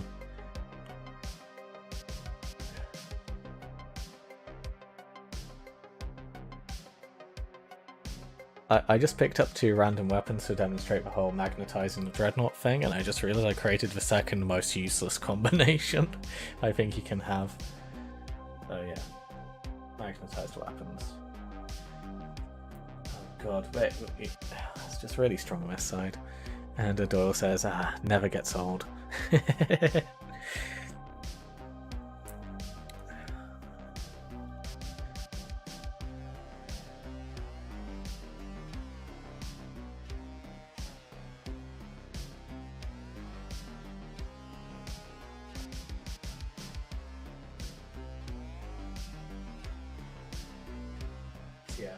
This is my Forge-World Emperor's Children Dreadnought, which we magnetized on the stream.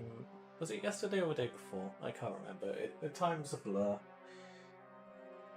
It is a concept of which I know precious little. But yeah, also to just make life easier for myself. And also to show how to do it on a regular plastic one, even though the process is the same. We also did the Death Guard Contemptor Dreadnought. And they're both magnetized in the same way, so all the weapons across both dreadnoughts are compatible with one another, so all I need to do is paint them silver. And they'll look good on both.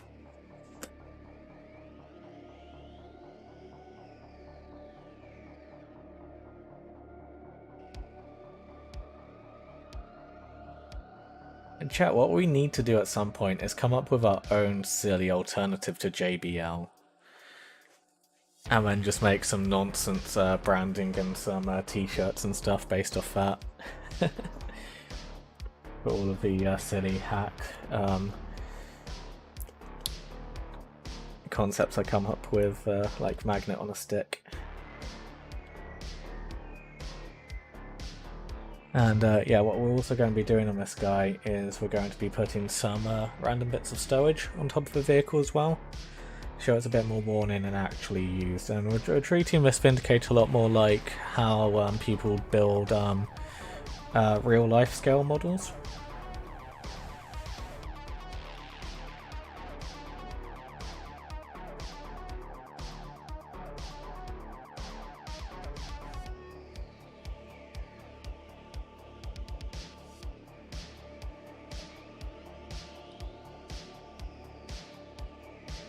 I feel like Tuppy's tools is just how I should describe you guys. And Hamish over on YouTube asks, how much pain do I want to subject myself to? Do I paint the inside of the Spartan?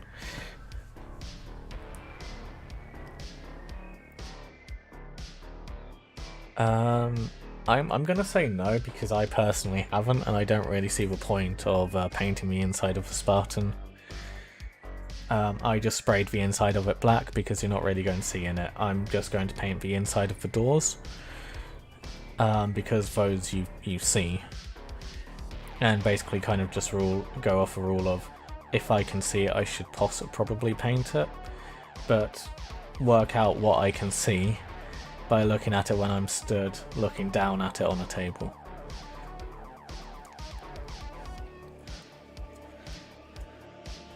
And Ghosty said, I just did the exact same thing with the Spartan. Yeah, well, I told you to. And Lehman Russ asks, so what armies do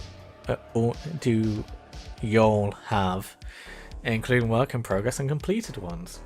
Well,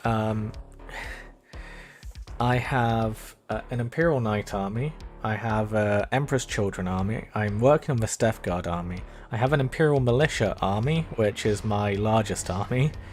I'm going to have to separate it out simply because of the scale of it. I have an Imperial Guard tank regiment, which is part of the Imperial Militia, and I also have an actual artillery regiment as well.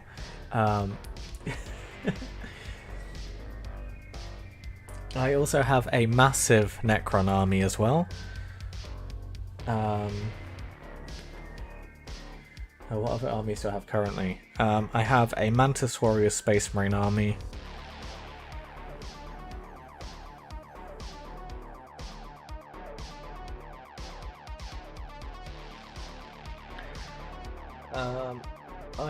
I'm in the process of selling my Phobos Space Marine army. Because yeah, I don't play 40k anymore, and the rate things are going, it's probably not going to be a game system I play much longer. And have you ever fought any Carcharodons with those Mantis Warriors? Yes, I have. And all the Carcharodons died.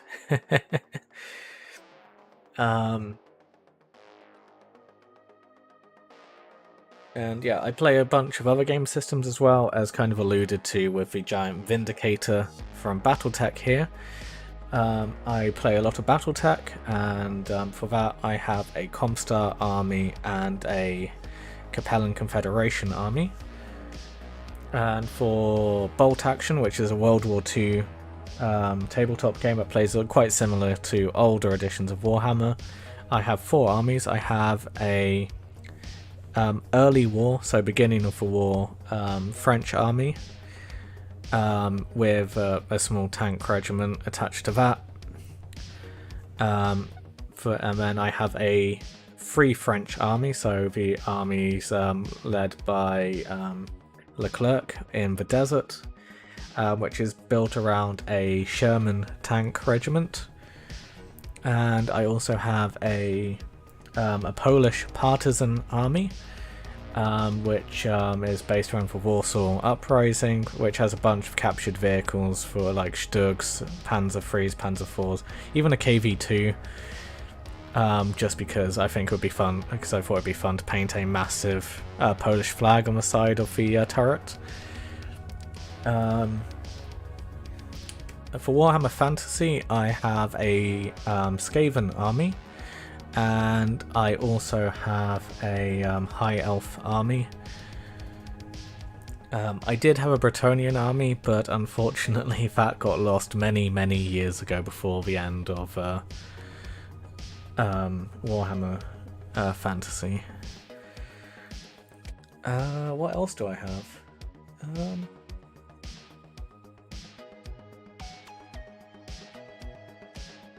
Oh, I have a Mechanicum army and a Adeptus Mechanicus army. I completely forgot about the Skitarii Legion I have.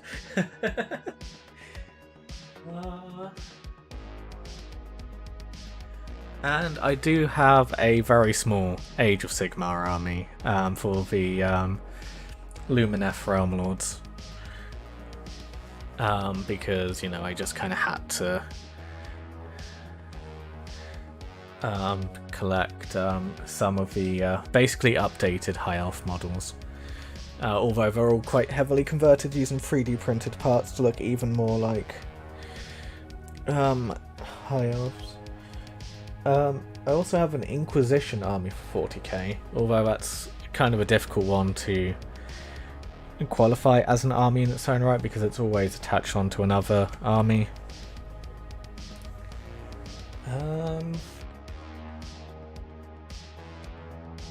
Oh, I have a Primaris Space Marine army of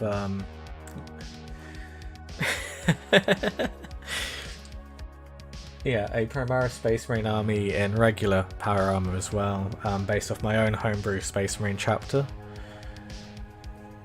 which uses the rules for Blood Angels.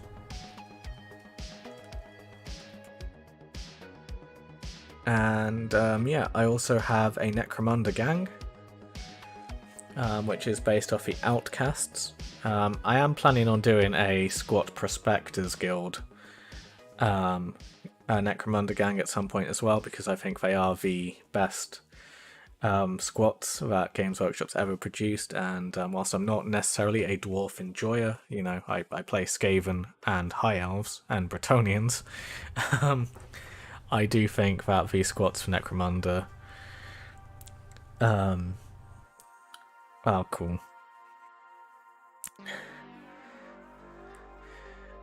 And yeah, I'm trying to think, what else do I have?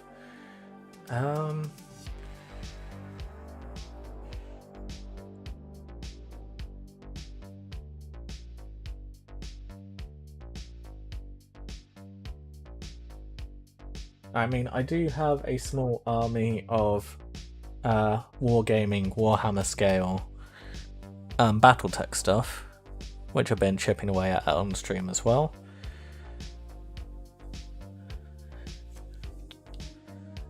Although that's not necessarily for a game system in particular, that's mostly me collecting because I think they look cool in Warhammer scale. Alright, I also have a small Deathcore Krieg army, which I've forgotten about. So yeah. And Wolf asks, are you one of the only people with a French bolt action army? Vive la Revolution. No, actually, in my local area there's 3 different French armies. It's kind of awkward. French are one of the most popular armies in my local area. I don't understand why. I chose the French initially because no one else was playing them, and then once bolt action got more popular in the local area, we suddenly had 2 more French armies. Actually, hold on a second. It was on my desk somewhere.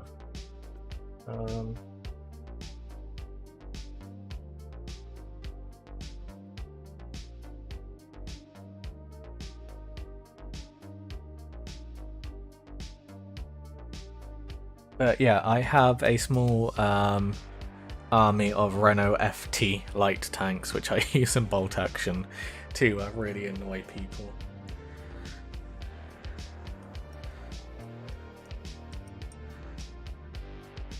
Because it's just funny. Because they have an armor. So for in Horus Heresy terms, the armor value of a Renault FT light tank is 7.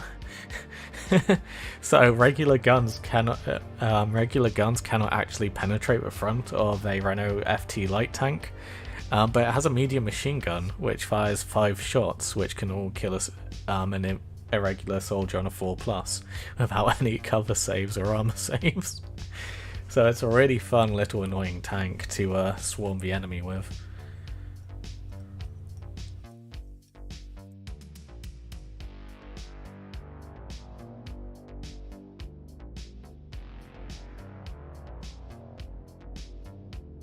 Oh, I should also state that, regular gun, the AP value is what you add to the dice roll for penetrating in bolt action rather than the strength of the gun. So you need to have an AP of +1 in order to damage a Renault FT light tank in bolt action.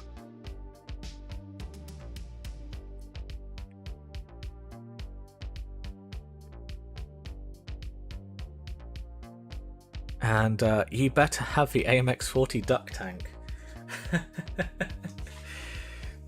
Well, considering I'm the reason it's the duck tank, yes I do. I also have a near endless supply of the Caution Duck Crossing stickers as well. Yeah.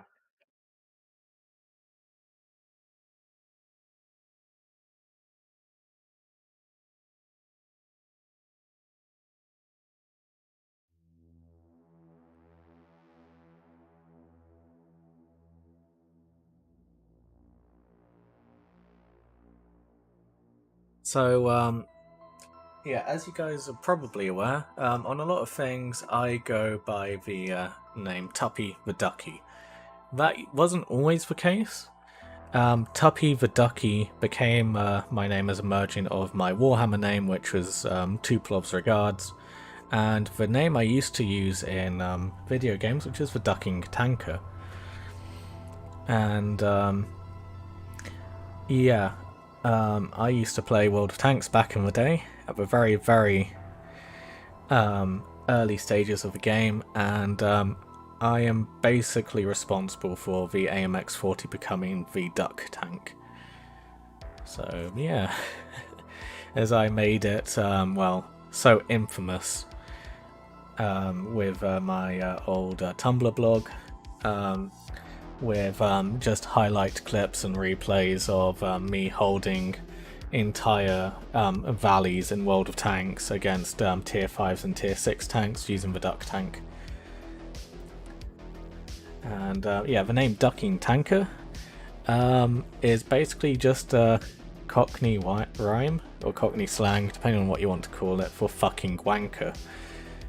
And so I became the Ducking Tanker because there was this one guy who just spammed calling me a fucking wanker in all chat in one of those games, and that became one of the most popular clips at the time. So yeah, I became the Ducking Tanker, that guy in the AMX-40 that ruins the other team's day. And yeah, I used to play World of Tanks quite professionally, and I used to run a clan that was in the top 100, and did take part in some professional events as well. But then World of Tanks became what it is now, and I don't, even now with streaming and the fact I play Warhammer, even then, even if I were to drop Warhammer, I wouldn't be able to afford to keep up with how much money I'd have to funnel into that game. So I stopped playing World of Tanks and moved on to War Thunder and on to MechWarrior Online instead.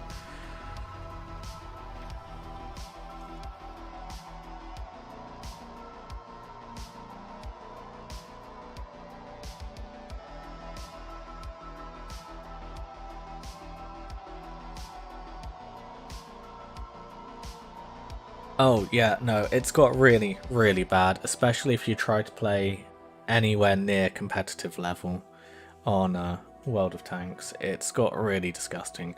There's pay-to-win consumables you can put on your tank, pay-to-win ammunition, pay-to-win upgrades, pay-to-win camouflages, pay-to-win crew stats, pay-to-win crew, pay-to-win crew consumables, And yeah, in order to try and keep up at like the upper levels in which I was playing, you'd have to buy all of those things, and almost all of them are consumables, as in when you use them you have to buy more of them. And it was getting to a point where whilst still in education, at one point I was spending around 100 quid a week trying to keep up. So yeah. It was not, and it's like it really kind of just messed with my sleep schedule, because what I was doing was, in order to afford to do that and go to college, I was getting up really early in the morning, going to a local farm to pick strawberries, then catching a bus after finishing work to go to college, to come back and just spend the entire evening playing World of Tanks.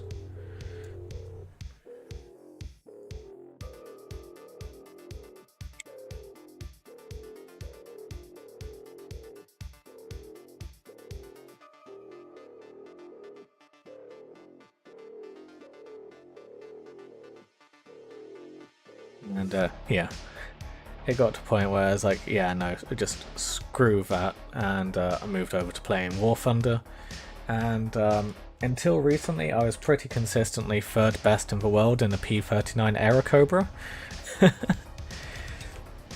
And yeah, I tested 80 gems and took tier 8 T49 with its 150mm down and get infinite fuel perfect auto missiles. Oh, I made it tier 7 tank. I'm assuming that was a blitz thing, because I don't recall that in the main PC game.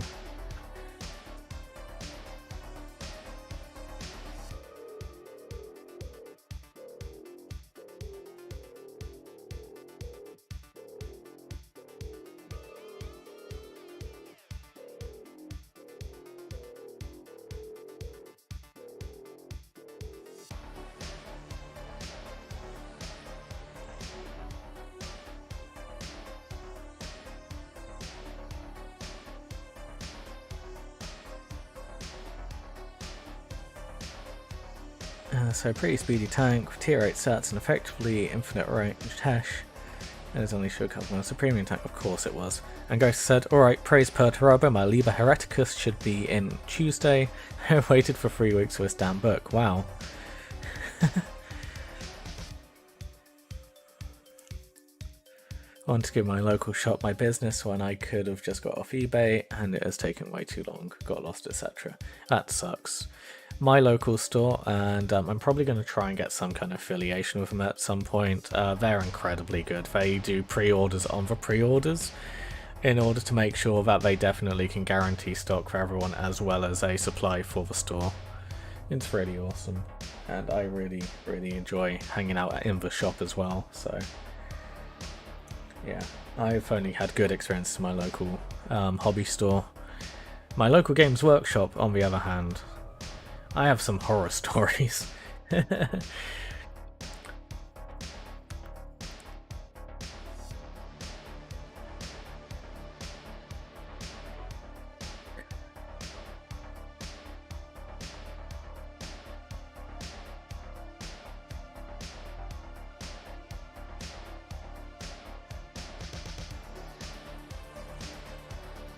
You're on PC, you could literally fire a missile and just go in 5 minutes later, right click all times and pull past a missile.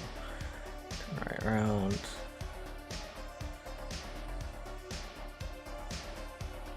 Yikes.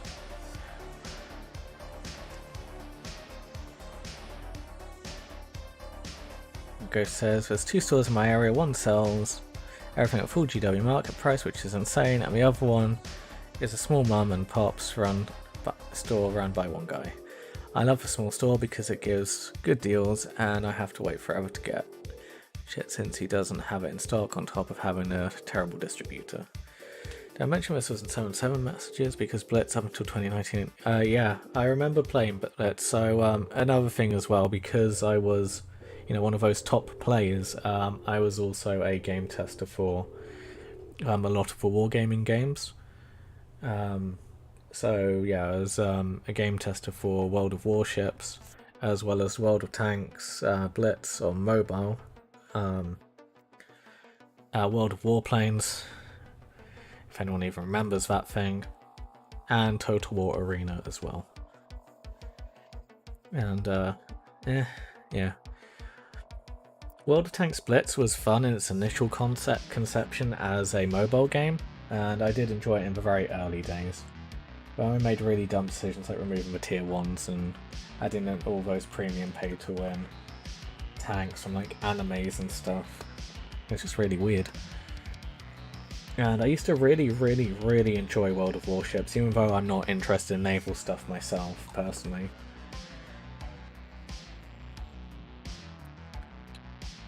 I found it had a very fun game system, but they've recently thrown that all away and ruined that as well.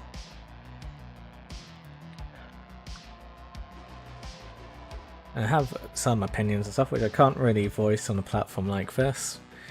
So if you want to ask me for my spicier takes on the state of wargaming, you can ask me on the Discord server.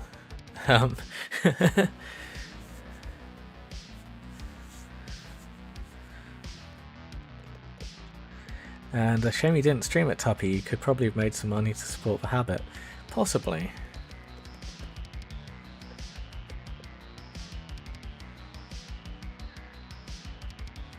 At the time, I didn't really have the PC capable of streaming it.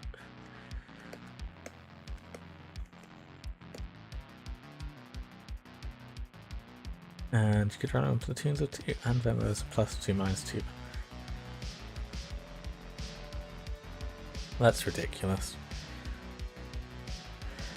And Doyle over on YouTube says, part of me wants to commit to the Death Guard to the Age of Darkness box since the Emperor's Children had far more unique models. How do you mean, Doyle?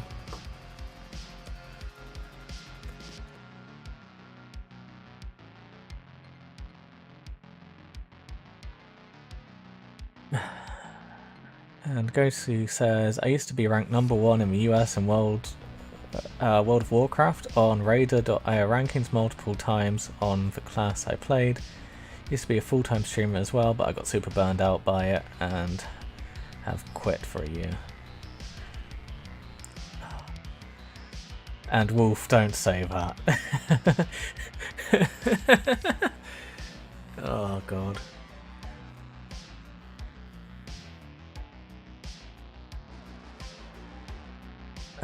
So MLG Space Marine 2, here we go. I am probably going to get quite carried away and completely lost in Space Marine 2. And I am kind of nervous about it because I've got a very firm and distinct feeling that it's going to overtake the channel.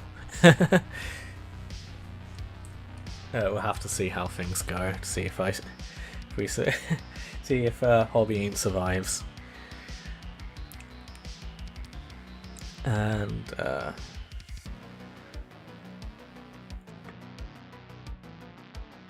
okay, says I'm throwing up a mouth to play Space Marine 2. I will be playing a huge amount of it. I'm also looking forward to Darktide, but at the same time I'm not too fussed by it.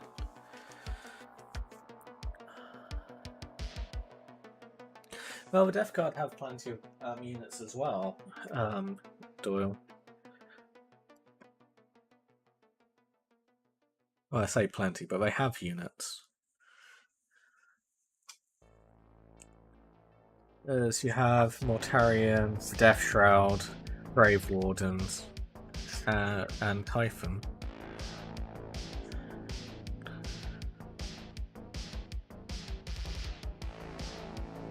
And and whilst you can technically run an entire army purely of the special Emperor's Children stuff, you shouldn't.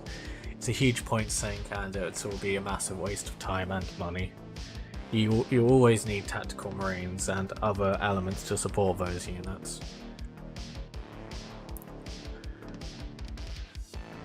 And Wolf says, if my Wi-Fi holds, I'll be there purging with you all. I hope so. It would be awesome if we could get, like, if they do guilds or clans or whatever in Space Marine 2, and we can set up our own and just purge. And Liam and Russ says, shame I probably won't be able to buy Space Marine 2 for a while after it comes out. Oh, that sucks. I mean, it still has to come out first. And he says, so what about Darktide multiplayer? Yeah, I'll probably be playing quite a bit of it, but Vermintide and Darktide aren't games which I particularly find overly interesting, because I prefer a lot more player versus player stuff. I find, yeah, putting myself in situations where it's my skill versus someone else's skill far more rewarding than fighting against an AI for, you know, point scoring competitions against friends or enemies. Have I talked about crossplay yet? No, I haven't really given us any details whatsoever about Space Marine 2.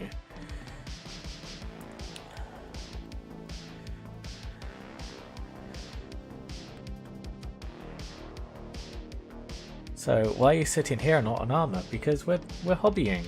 We're building a Vindicator.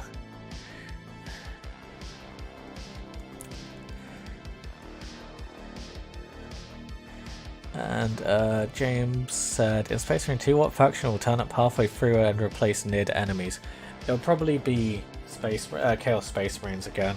It'll probably be the guy Titus killed coming back for revenge. Because remember, they need to be able to make a PvP multiplayer aspect, as that was one of the singular most successful and popular things about that game.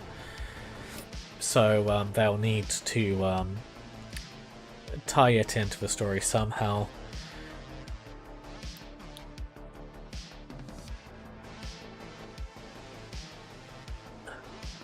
And yeah, I suppose Hamish. So Hamish over on YouTube again said, I agree with the PvP versus PvE principle in general, but playing Doom Eternal changed my mind.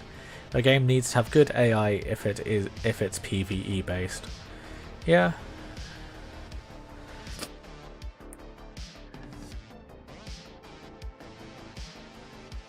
But looting simulator. Yeah, see, I know. Armor is fun. DayZ is fun. And yeah, it would be cool to see Necrons in Space Marine 2 if they did do it. I'd be really happy. But thinking of it realistically, it'll be Chaos Space Marines to help tie the campaign into the multiplayer.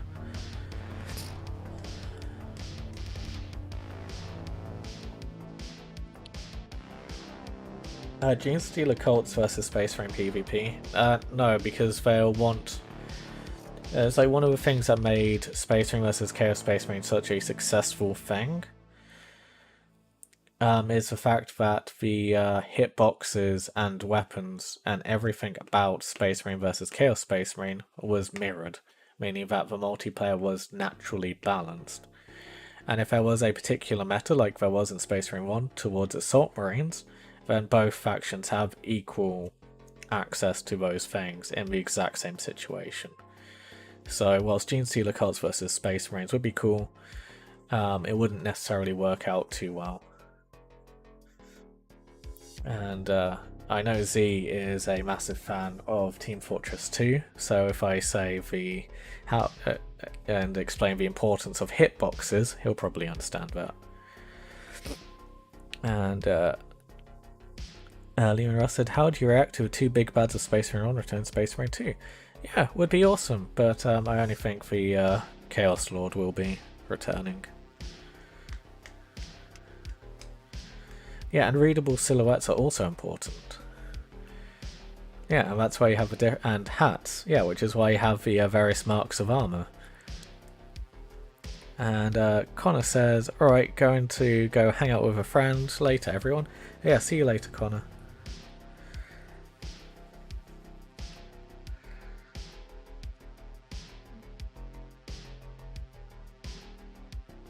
And see the official animation, Angels of Death, as to why Genestealer Cult was Space Marine's pretty unbalanced lore-wise, yeah.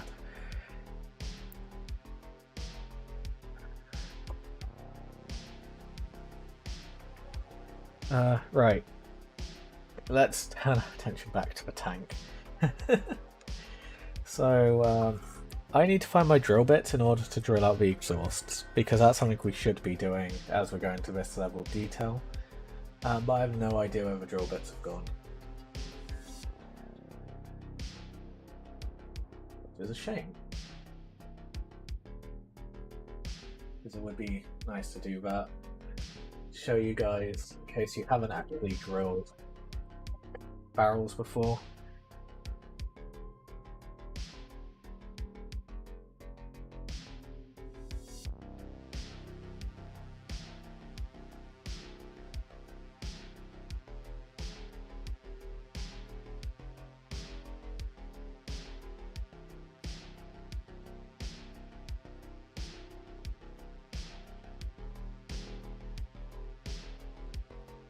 Space Marines like floating into the cult, except at one time a bunch of Dark Angels Death Ring. In return to our home world, I found it so infested by gene stealers. And also, I haven't geeked out on gaming talk for years. I like what I'm hearing: Chaos Space Marines versus Space Marines.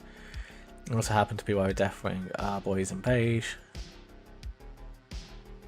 Shut up, Kosu. Today on Looking for Tools with Tuppy, Tuppy looks for drill bits. I don't like how this is turning into a daily thing.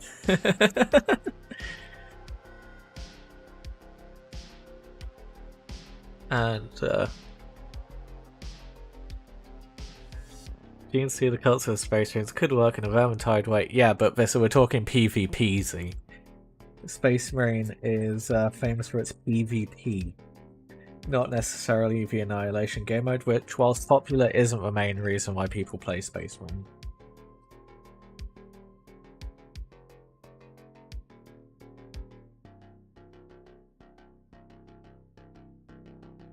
I just stabbed myself on an Imperial Guard's bayonet. Huh. And also, ow.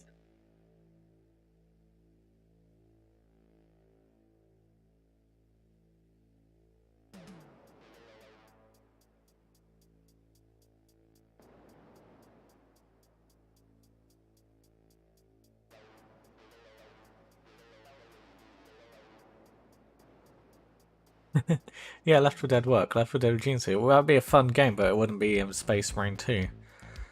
Or it could be as the Annihilation game mode. Oh, sorry, Exterminatus game mode. New JML product, magnet on a stick with light to find your hobby tools. It's like, for the Emperor! Bring down that duck!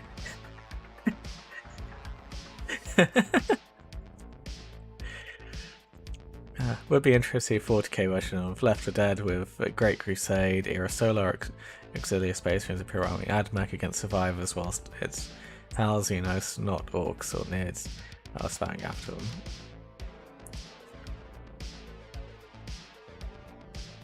No health bars, actually hitboxes, maybe. Or for Cybertron had a decent balance. And so different hitboxes, mixing speed and health.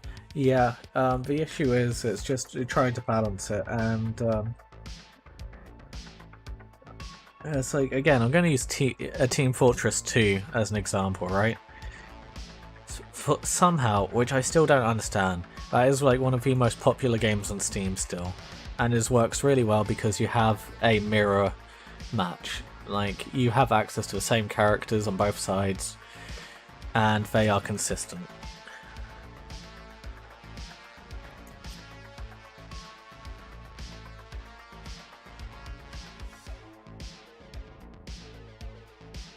Ooh.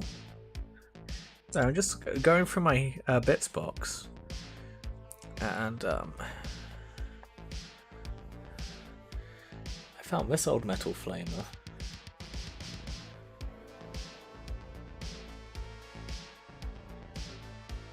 I really want to work this onto the model. I know you're a night we'll stop talking about but you get what I mean. So for a good PvP game to work, and for a PvP game which is going to stand the test of time, mirror situations are important, where you have the same same hitboxes, same access, same weapons, and same access to same abilities.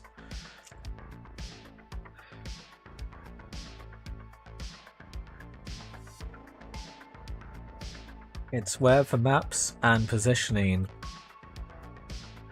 comes in, which you can have the variations. Yeah, as James said, there's been a few games of stronger player versus multiple weaker players. They don't tend to do well. Exactly. It's like chess, right? If you had a game, if you had the board set up so one person has a regular army, but someone has a smaller army with fast moving models, well, with pieces that can move further but he has less of them, it's not necessarily a balanced game. Like, in theory, if you play it a certain way, it will be balanced, yeah. But soon as you play it differently, you shake up the meta, and suddenly that game is no longer balanced, and one side will be significantly more powerful than the other.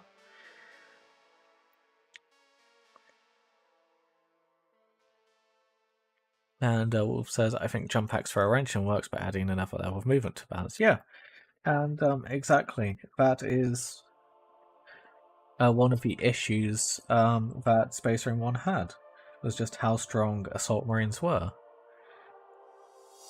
Okay, but so unoriginal. Don't reinvent the wheel. Core gameplay mechanics being consistent, you know, with mirror matches and stuff, is a system that works. It works really well, and the fact that so many old games are still very popular that are built on that model, like Team Fortress 2, demonstrate that that kind of style works. I mean, hell, Battlefield 3 and Battlefield 4 are the most popular Battlefield games currently, right now. And they are built solely on that concept, right?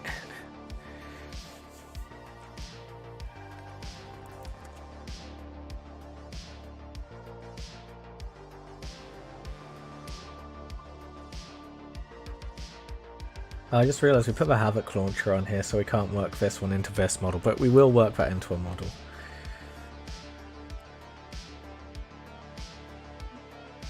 I don't think what else we could do, because yeah, I've lost the drill bits.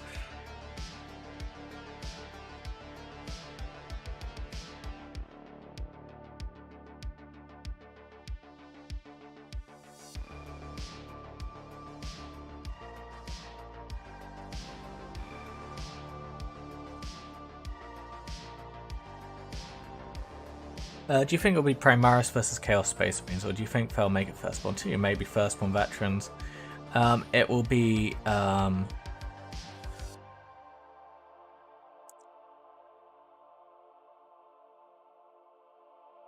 it will be Primaris. It'll be Primaris versus the current range of Chaos Space Marines, which are upscaled to be the same size as Primaris.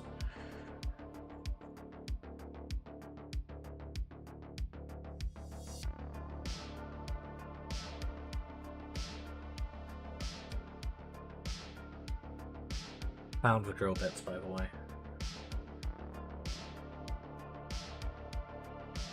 And yeah, Hamish brings up another good example, Counter-Strike. Counter-Strike has been around forever, and that game is still doing really well, and the only customization and changes between the two sides is skins. You have access to the exact same mechanics for your equipment.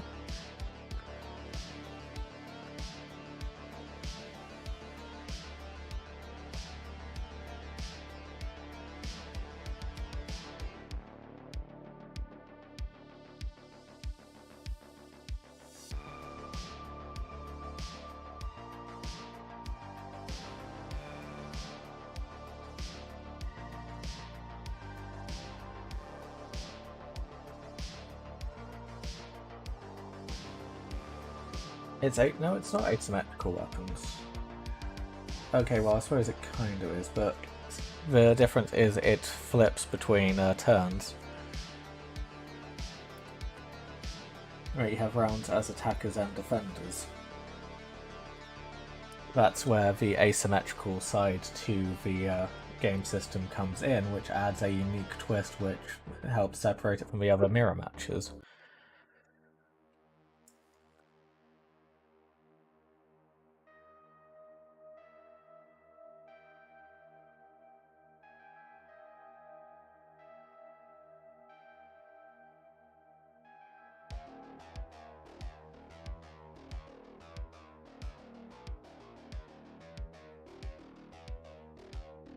The difference here, Z, is people's preferences, right? If you're playing as a guy with a gun, then you don't necessarily mind which side you're on. If the Necrons have completely different equipment and mechanics to the Space Marines, then people are going to have a preference as to which side they'd rather be on. Which causes issues because half the time the people won't be playing as the side they want to be playing as.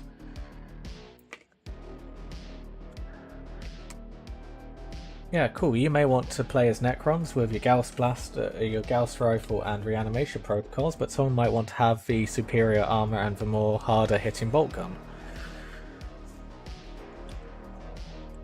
And what do they do when you, as a Necron player, have a round playing as Space Marines, right? You're halving the amount of enjoyment the players are going to be having. You'd always play as Necron. You'd always want to play as Necrons, but you cannot play always as Necrons.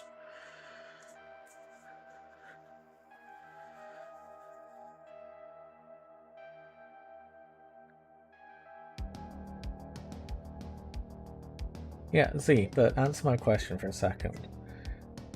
If every other round you can't play as Necrons, what would you be doing, right? Would you still play through? Would you still grind through playing as Space Marines?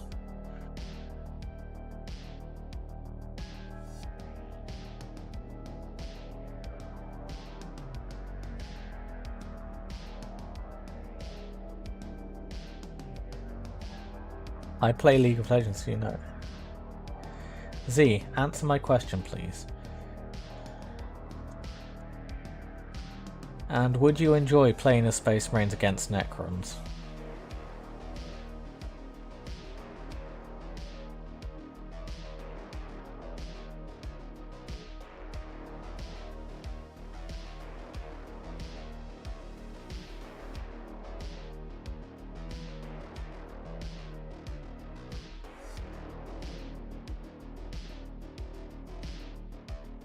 Yeah, and as James said, people would almost definitely drop in and out of games, which would cause issues.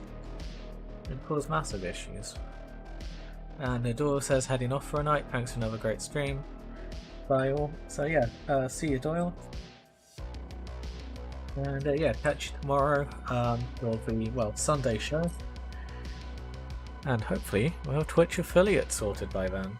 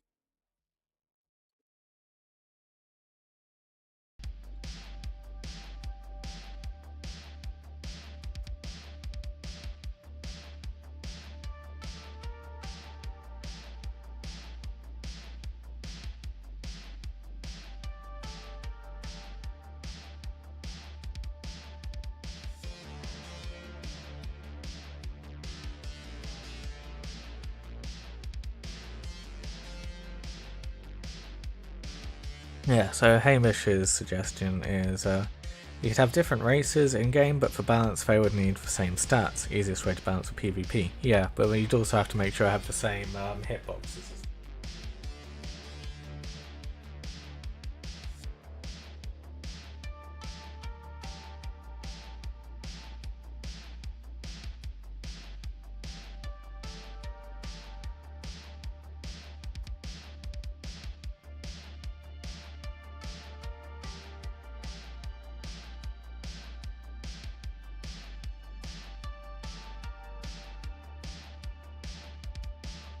And therein lies the problem with making 40k races into multiple PvP factions, because a lot of the it is also why, like, on a side note, I'm going to talk more positively about Warhammer for a second. Generally speaking, all of the races have very identifiable and very clear silhouettes. You can easily identify, just looking at the shadow, which race you're looking at, which is really good product design, really good, really clever, and really sensibly done. And obviously you need hitboxes to match the factions' shape and size. And whilst theoretically, yes, as long as it covers the same area, it shouldn't be too much of an issue. But that one very thin Eldar is going to be, because they're taller.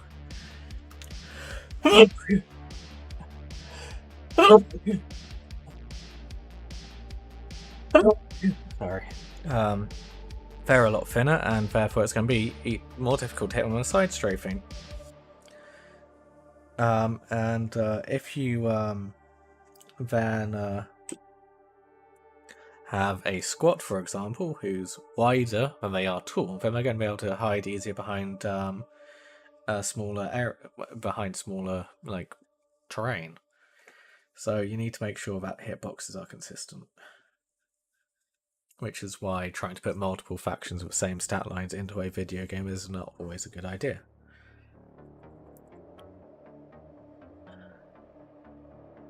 There's multiple factions, people complain about imbalance. If they're the same people would complain their action should be better at X thing. Yeah, that's another thing as well.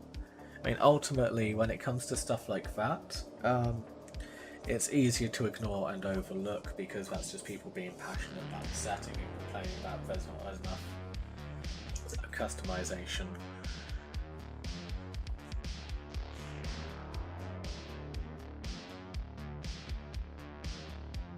Yeah, actually, yeah, Hamish, you've got a brilliant example there. The hitboxes on Dreadnoughts and Imperial Knights is still a human-sized character between the legs of those vehicles. And it sucks. It makes it really not fun to play and really not interesting.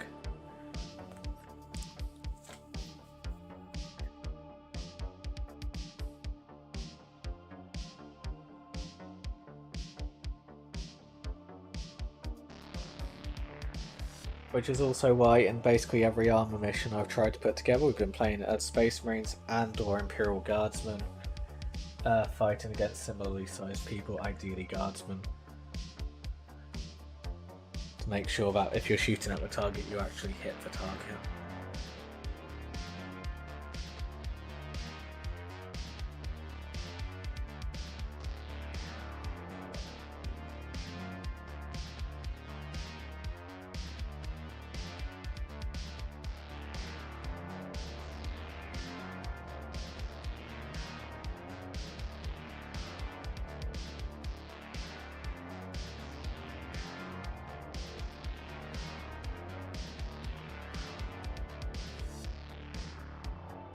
And I suppose this is a good way to tangent back into why I don't really enjoy a 40k tabletop game, because they're making these mistakes essentially.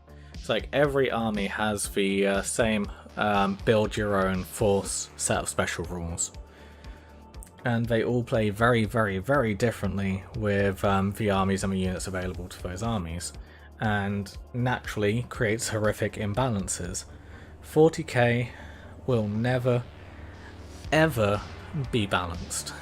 It just cannot be a balanced game. There's no way to balance 40k just because of how different and unique all of the different factions are. And this is why I do not like 8th and 9th edition 40k, because they're trying to be balanced. They're trying to be a competitive, balanced gaming system. And that just doesn't work. That doesn't make any sense. 40k can never be a balanced game, and therefore is never going to be suitable for tournament play.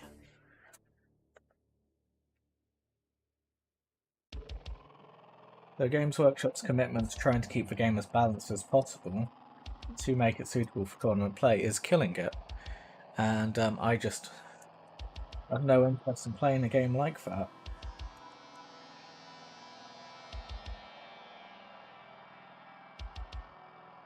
Because you can either have armies which are basically identical, or you can have a constantly revolving meta, which no one can keep up with, and no one really enjoys, because they're no longer buying units and collecting armies which they enjoy. They're just trying to chase for meta, and it's just leaving them unhappy and uninterested and disillusioned with the game.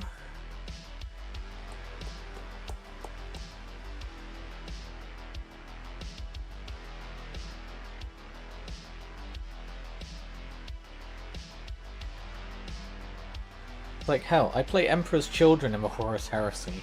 They are not a competitive or very effective army. There's a reason to try and give myself a fairer chance at winning games properly.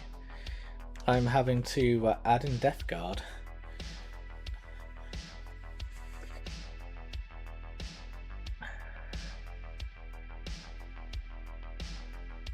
And yeah. Hamish is right. The Horus Heresy is naturally more balanced because it's almost purely Space Marines with the exact same units and this exact same equipment, but each legion has its one or two special gimmicks to give it some flavour and interest. But you can't rely solely on those things, and they are in themselves pretty well balanced because it's quite easy to balance them because, you know, it's factors in. And Sorian has chipped in on Twitch saying, I need some Dreadnought advice, go for it. And Leonor says, rule of cool beats everything for me, so make a model that is legal or good in game. Other last things I consider good. And do I think Knights are well balanced in Horus Heresy? No. They are either completely useless and are not effective at all, or you go up against an army which hasn't brought any anti-tank and you just dominate the battlefield. They are not a fun army to play on a regular.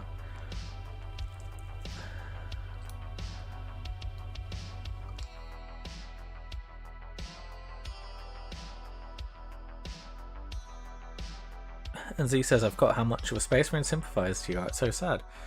Why? Because we've just spent like half an hour talking about game mechanics and how a more balanced game system makes for a more entertaining game. Obviously, a game focused on Space Marine versus Space Marine on tabletop is going to be far more enjoyable to me.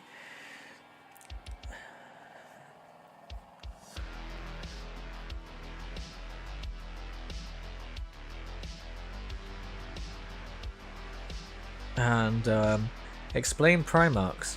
Sure, easy. They aren't balanced, and it's why most tournaments play at a level in which you can't bring Primarchs. Boom, done, simple.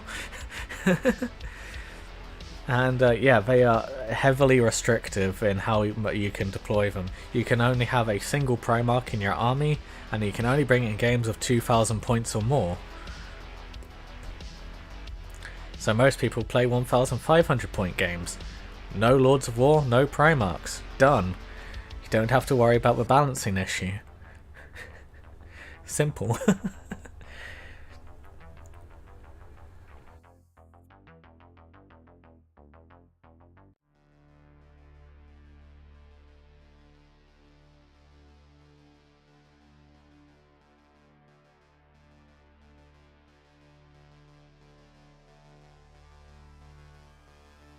And sorry, and ask, what's a good Dreadnought for range? A Doredio Dreadnought.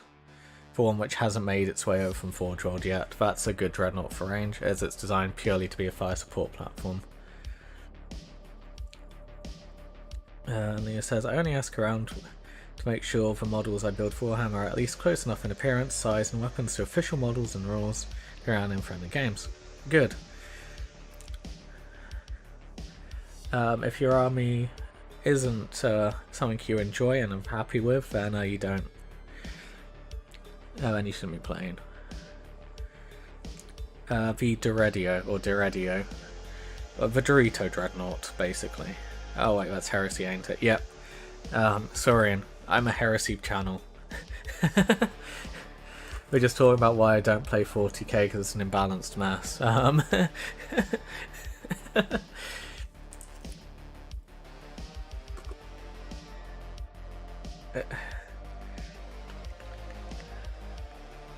So instead of balancing around Drum Factory, I take turns so you buy more armies for Demon has a whale for Games Workshop, yeah. Yeah, he said the ridiculous thing is, if GW wanted to balance tournament play, they would just need to make one army more powerful than the others. Everyone plays that army probably the same as, hey presto, balance. And they would turn 40k into... Yeah, so Saurian, I say I'm a Horus Heresy challenge just because 8th and 9th edition have been really not fun. I can still give you general advice on it, but yeah. Typically speaking, I'm going to focus only on Heresy stuff, but you can still use the Deredio Dreadnought in 40k. It's a relic Dreadnought, so you have to pay a command point for it, but you can use it in 40k as well. And it's a good Dreadnought for it. I can't say what combinations are particularly strong, but the Deredio Dreadnought is a Dreadnought designed specifically to be a fire support Dreadnought, so if you want a ranged Dreadnought, that's your option.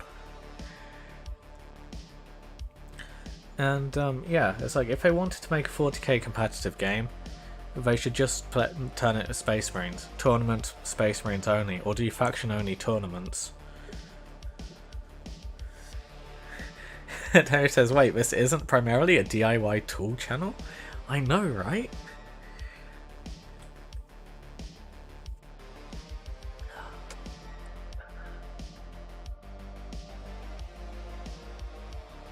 And yeah, sorry, this is also another reason why I try to focus a lot more on the hobbying side of things rather than just gameplay rules and stuff.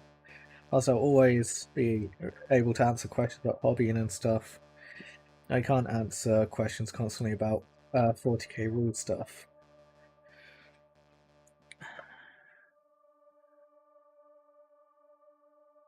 So context is a very simplistic version of 40k with no extra rules like command points or objectives. And yeah, just take the Deredio Dreadnought. You're meant to pay a command point for balancing for tournament play, but that wasn't always the case. And again, rule of cool. It's a cool looking model. Bring it, right?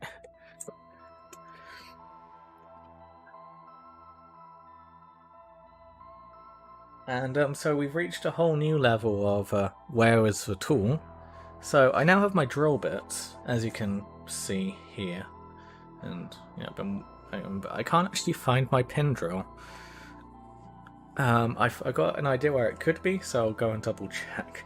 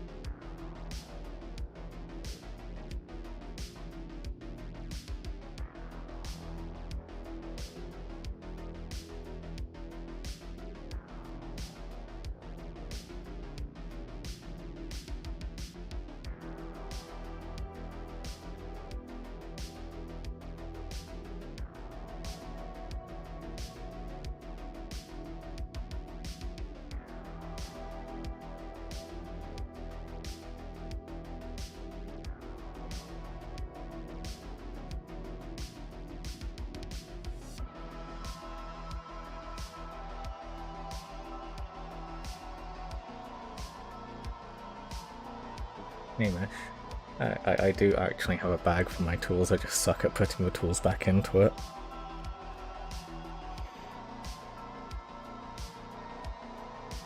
And also, Saurian over on Twitch. Contemptors are really cool. I mean, all dreadnoughts are cool. I mean, yeah, you know, I'm a fan of big stompy robots. Dreadnoughts are big stompy robots. So right, I'll be back in a couple of minutes. I'm gonna just go and do a proper check.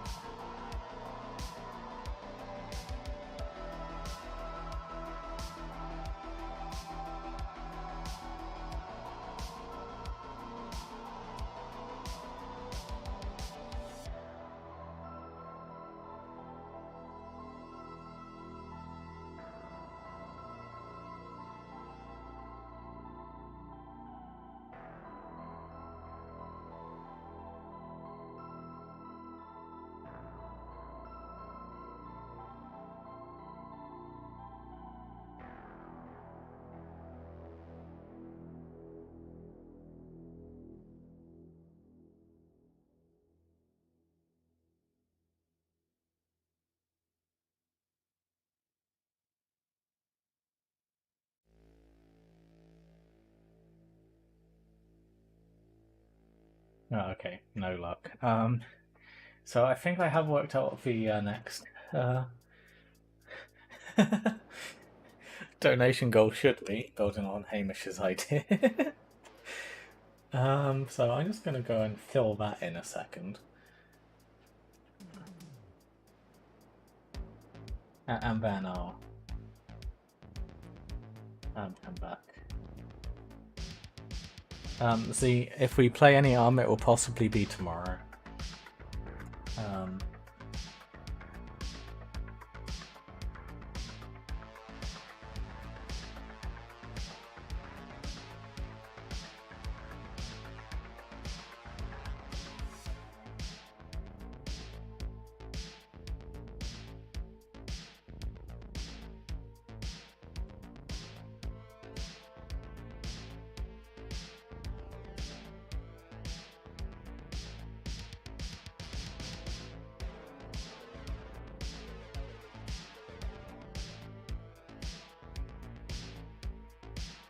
So yeah, I'll let you know first thing in the morning, okay, once I start setting up the stream.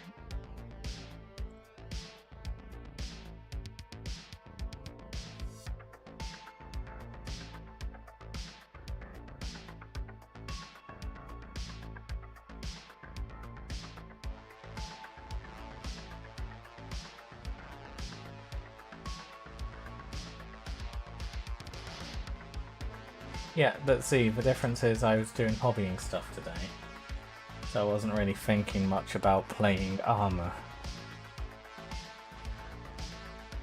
And last night things popped up and I couldn't play armor, so...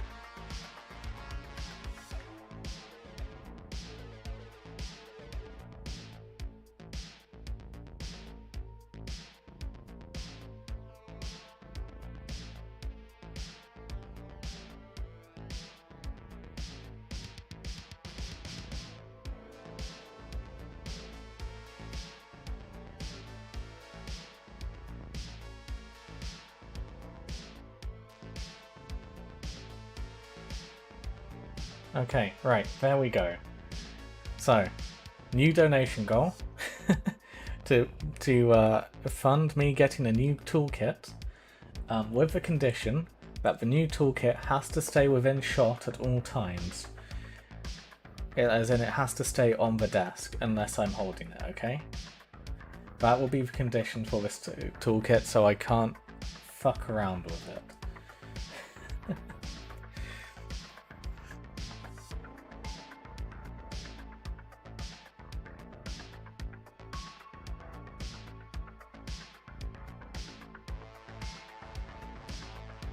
You'll be thinking 3 steps ahead, Tuppy. Interacting with us is like playing 5D chess. Yeah, that's why I set up the Vindicator joke with mechs, knowing that I could really just bamboozle you. And then when you said fine, build the tank, when I was talking about both the Vindicator and the Vindicator, I could bring out the Sakaran. I set up that entire gag just to mess with you guys.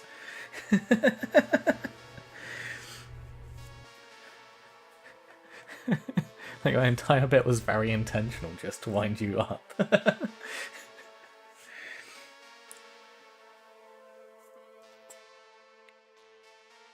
Oh, and 4D chess with multi-dimensional time travel is a fantastic game, Z.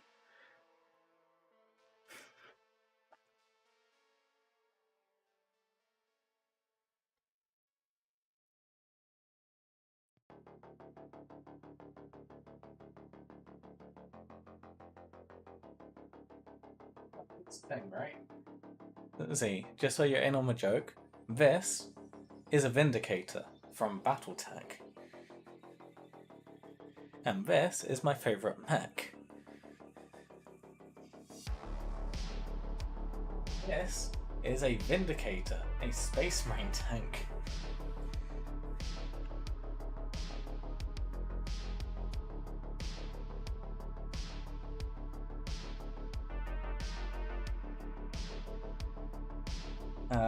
Is the Contemptor only a heresy box, even though it's on 40k codex?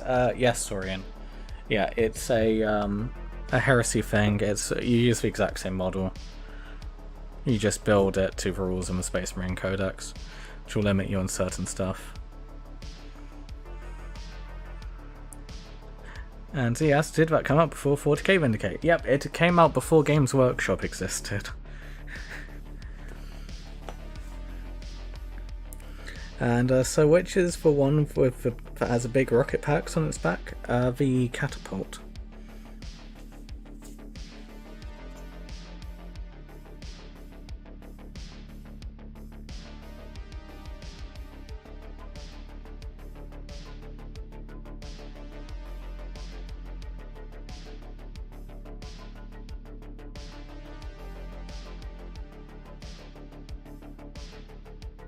Oh no, for Rhino thing. Oh, the whirlwind.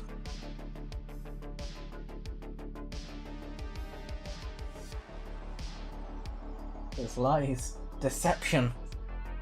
No lies or deception here. And so what is a race pack? It's the troop transport version with some guns sticking out the top of it. Like it has like a little like heavy bolt or a las cannon or something back here.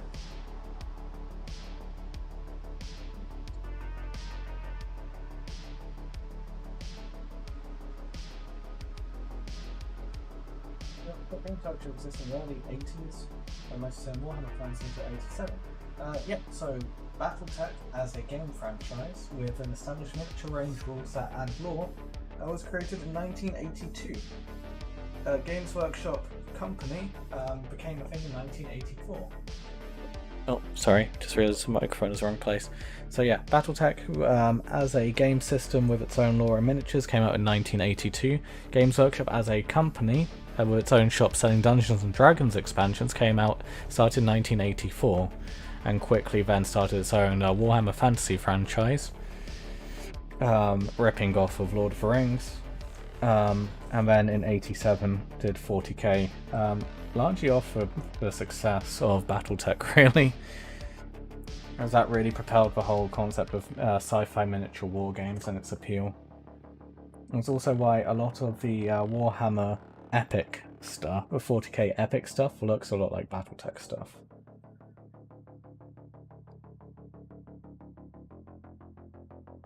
Oh yeah, Battletech is ancient.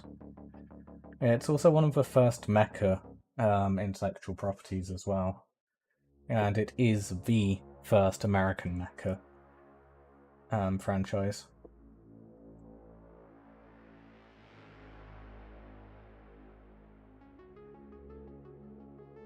And yeah, the artwork and codexes is always wonderful. Okay, so we can't drill the exhausts. So what else can we do now? I'm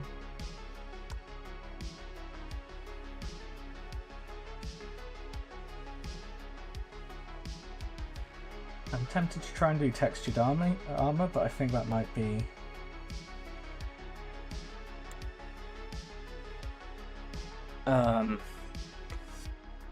a bit too... no, I won't do textured armor on this.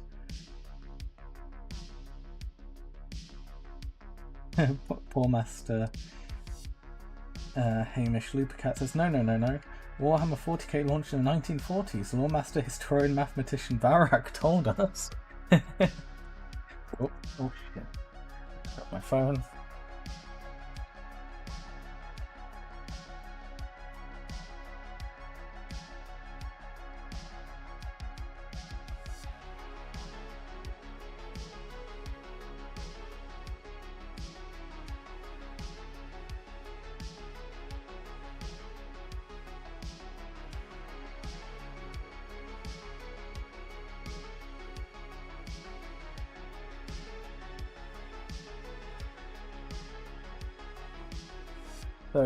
So one with Horus Lubricant?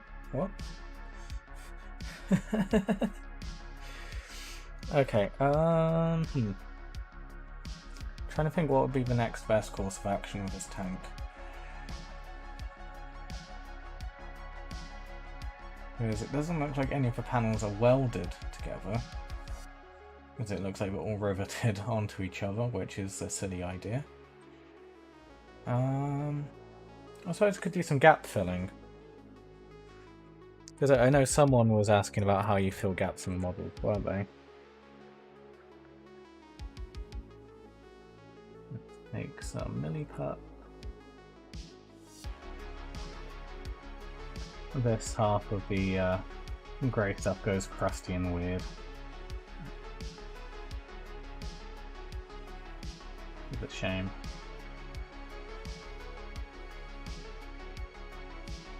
Get a bunch from the middle.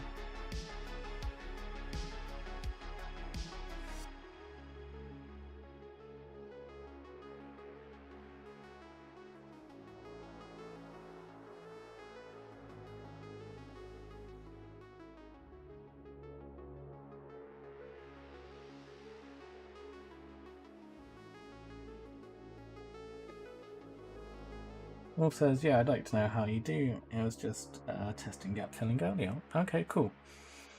Yeah, there are some gaps to fill in this.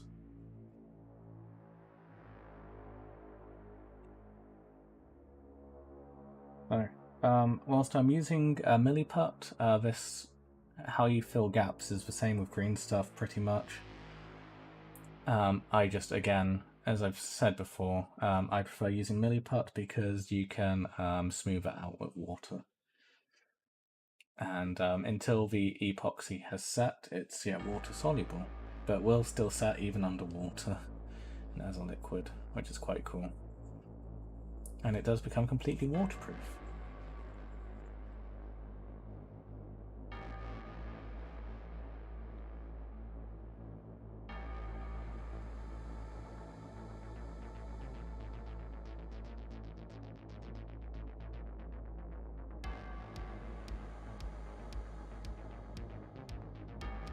Also, it's significantly cheaper as well, which is a nice plus.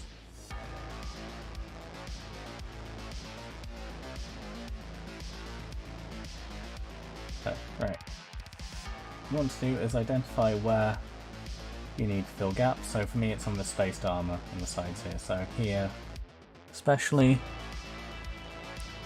there's the gaps here. These need to be filled. So what we're going to be doing... That hurt my brain. What? Oh, how it can cure and harden even while stay liquid, yeah.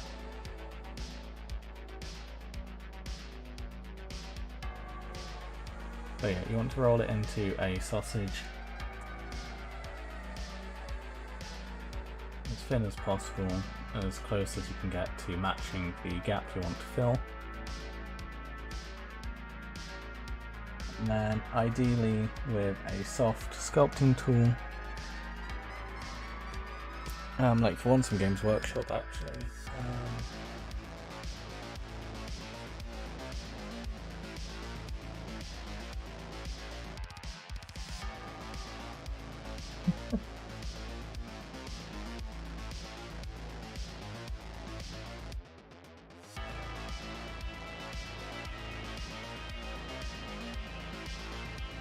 The water gets pushed out, Hamish.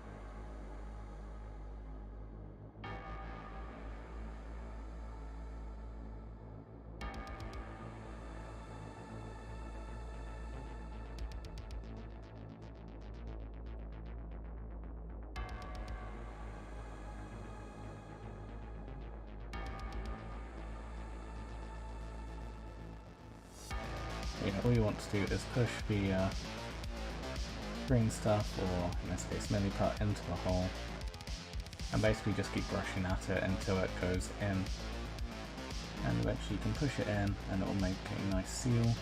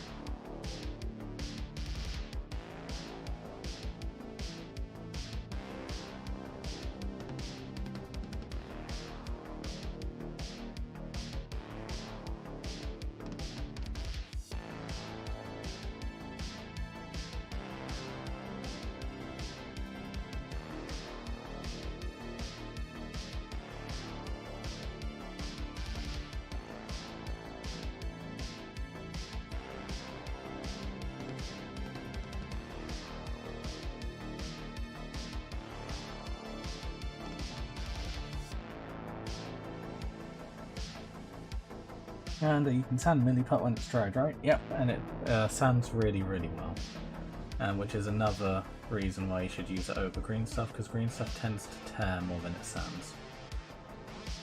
This sands without issue.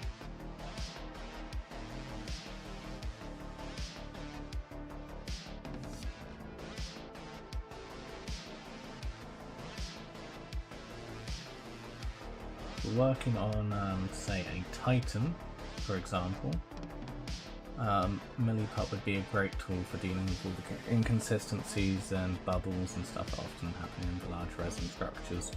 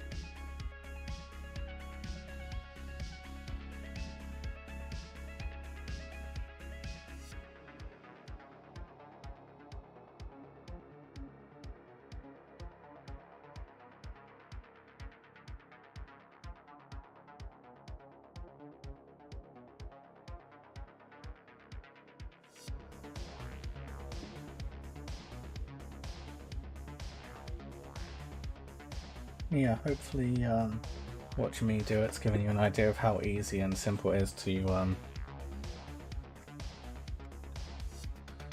do panel lining.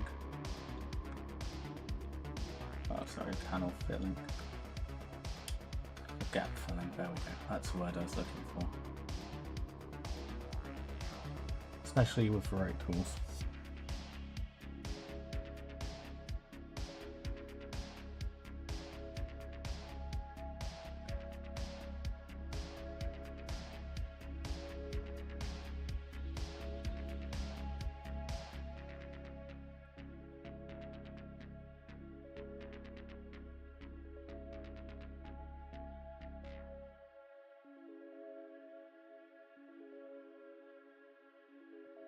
Massive gap here.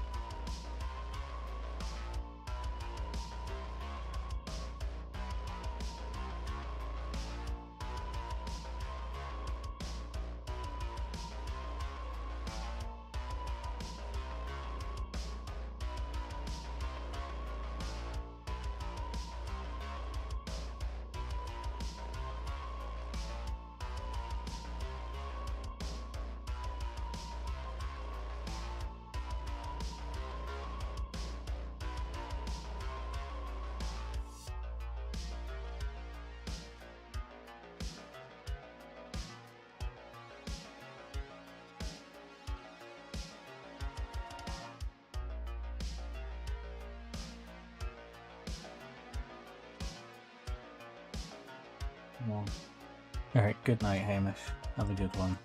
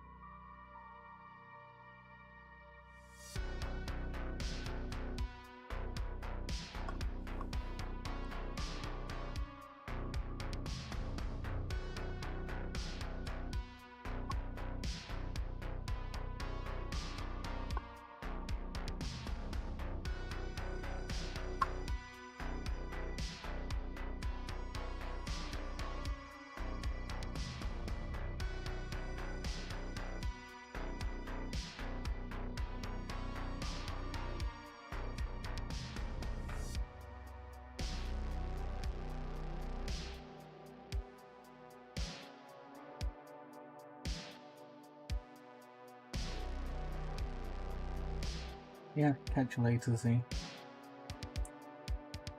I mean, I can change the music. Talk to you next week, Tuppy. Alright, see ya.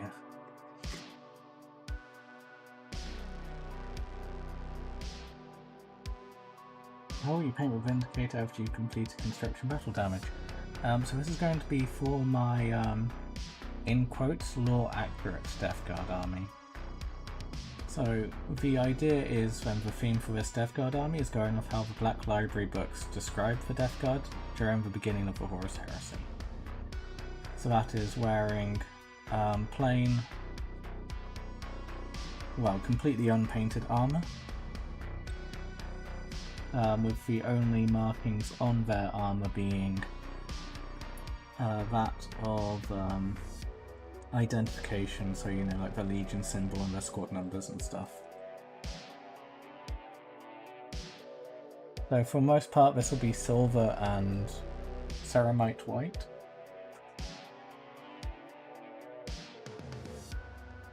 And then yeah, once the Death Guard transfers are available again, I'll be putting those on the vehicle.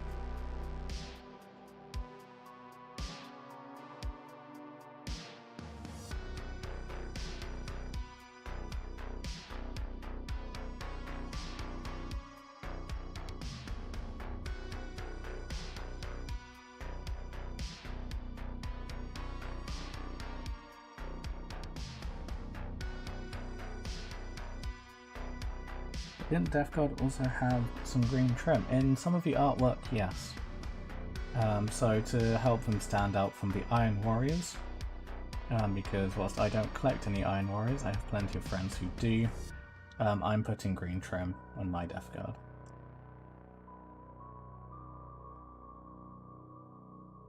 And I'm going off the excuse and logic that is part of their identification.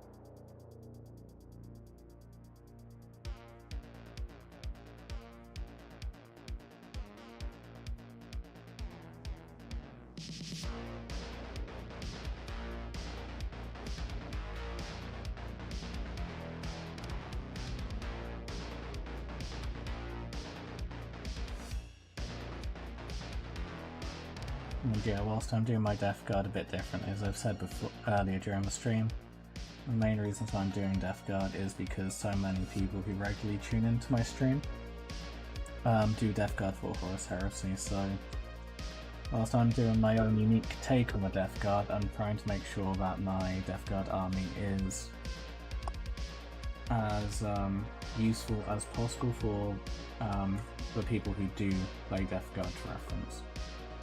So that's why I'm trying to keep the white and green trim on my boys as much as possible, so people can see like how I do the weathering and paint it as well, because I know a lot of people do the white and green Death Guard.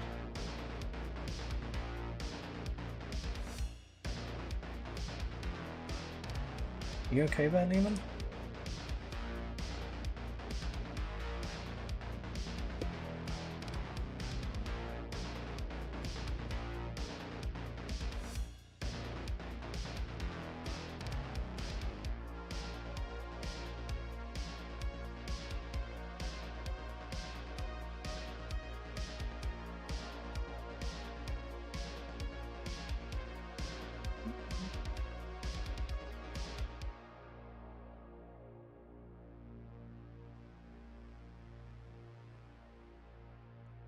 No worries.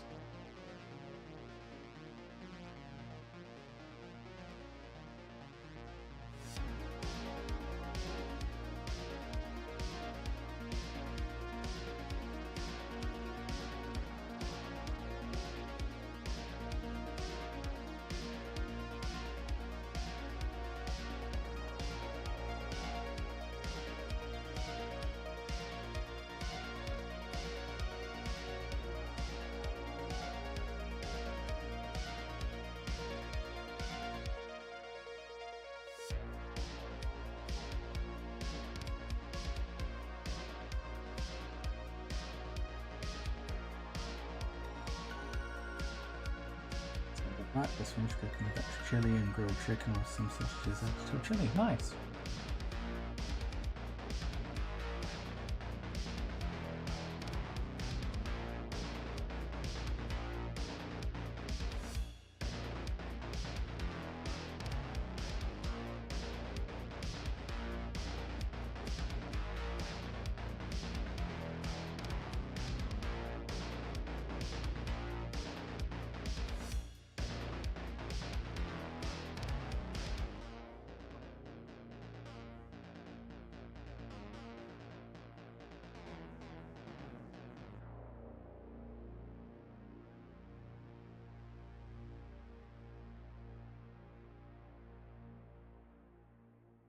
Pretty fucking good. Took me 3 hours, I think. Nice.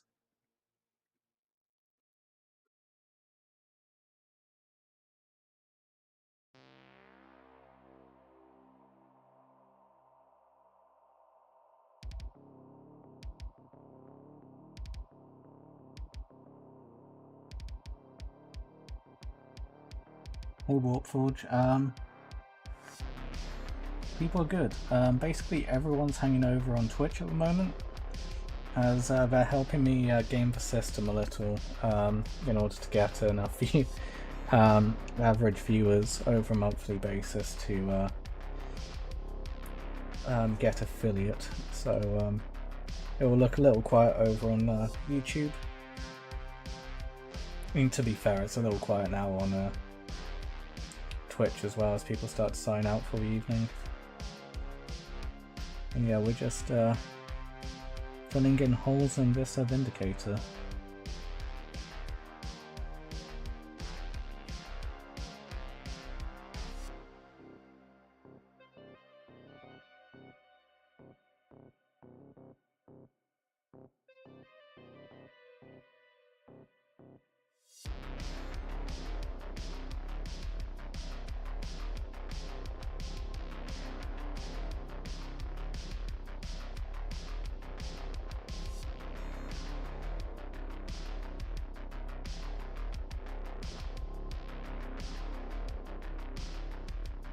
There we go. Hey Warp, welcome over.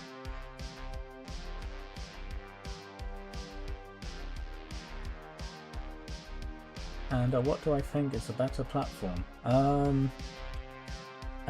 Yes. Here's the answer. I think at the moment, the better streaming platform is still Twitch. Simply because of how easy it is to find streams, and for how, well, just how much more fun you can have interacting with streamers on Twitch as well, once they're affiliated and stuff, and how much, well, just it's how much more optimized Twitch is for streaming, because, well, it's the entire platform. YouTube is catching up. But it's still a frustrating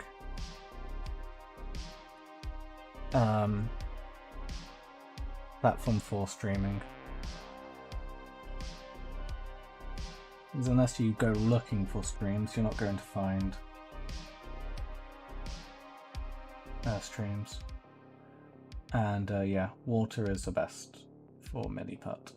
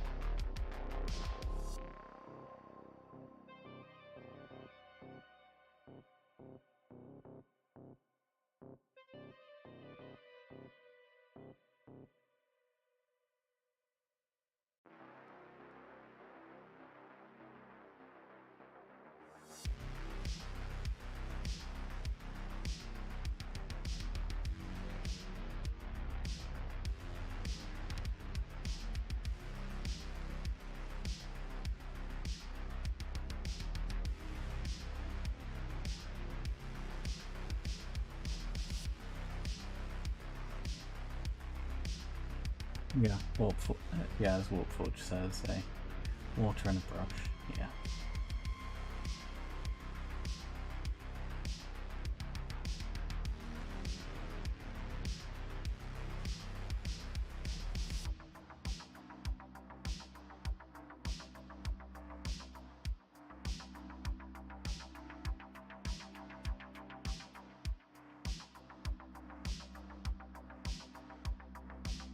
So how's your evening been, Mort?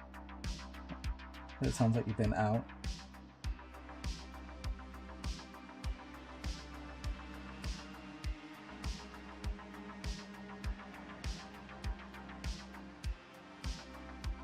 Yeah, YouTube is better if you already have a community. If you're starting to grow, then Twitch is worlds better. It's basically impossible to have truly organic channel growth streaming on YouTube.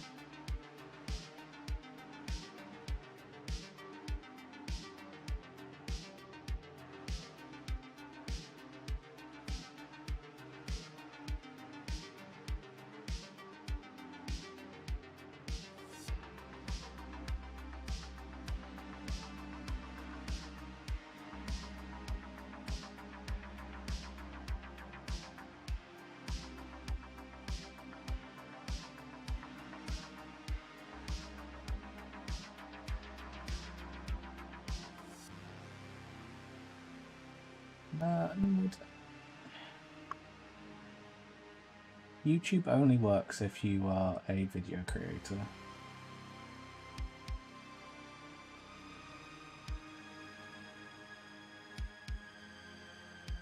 That way you can have your viral growth if you hit the algorithm right, whereas with streaming on YouTube you have to be a successful content creator from making videos in order to do well from streaming.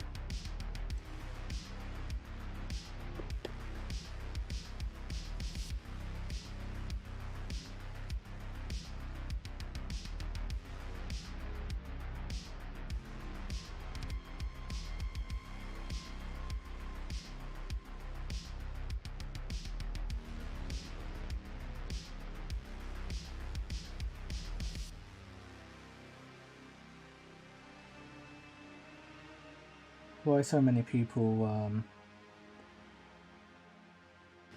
move from Twitch to YouTube once they become popular is because YouTube provides far better monetization options for larger streamers that you can't get large on YouTube.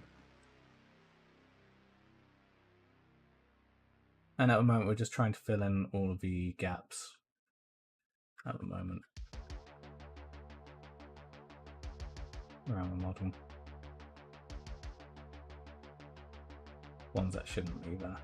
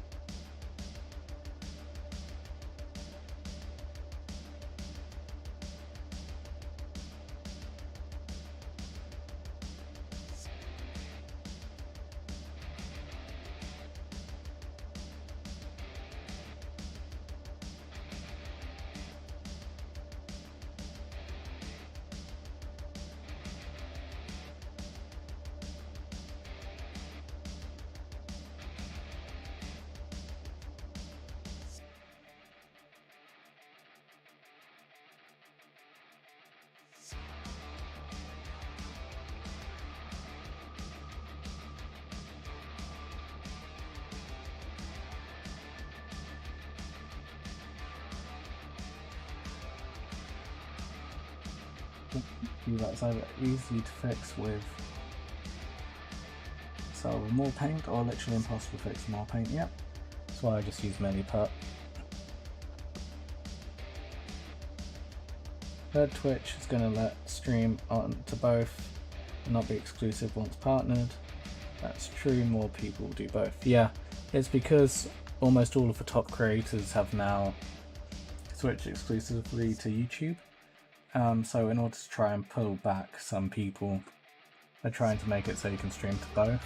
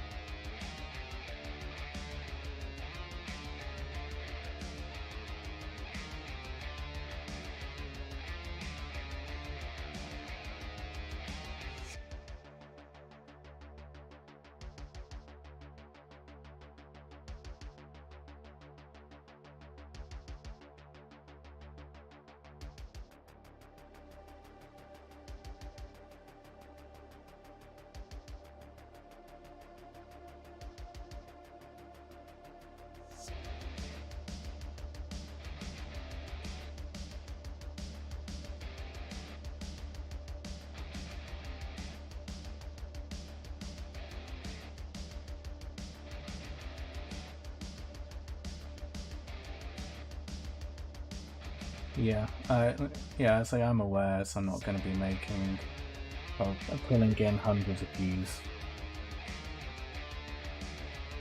Streaming Warhammer content. But the plan is, like, I guess in terms of like my personal plan, is to do enough Warhammer content to get a nice enough following to then try and move over into the arts and crafts category. And try and go from there, because especially as a lot of my content is very much focused around getting into the hobby and stuff, I feel like I could be relatively at home in the arts and crafts category.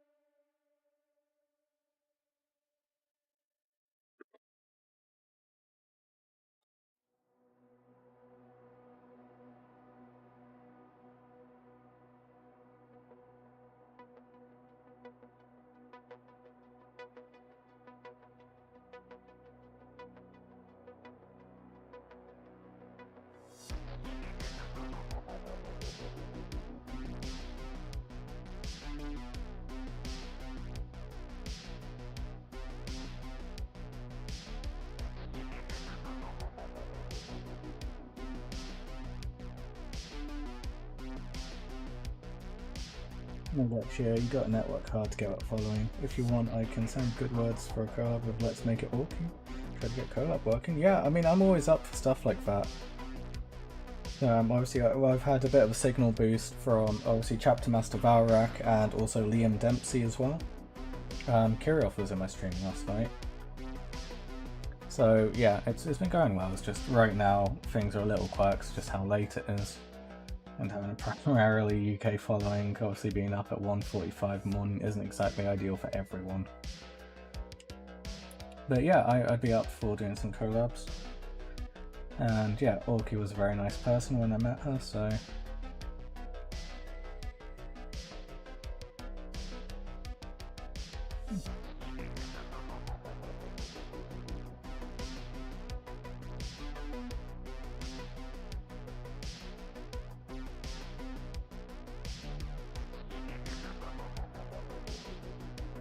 And that's the point. I know this is going to sound bad, Warp, but I haven't noticed any of your videos showing up on my YouTube feed recently. Are you still doing content yourself, or...?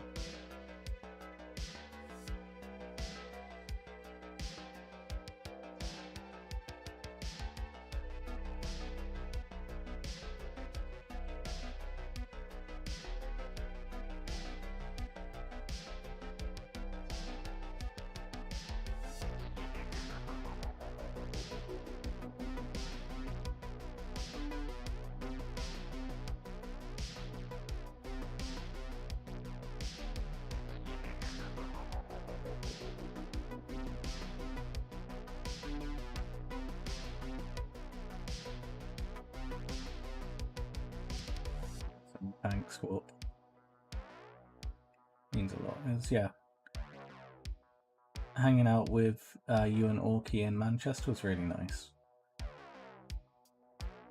And yeah, gave me very good opinions of the community that you guys have got going over there.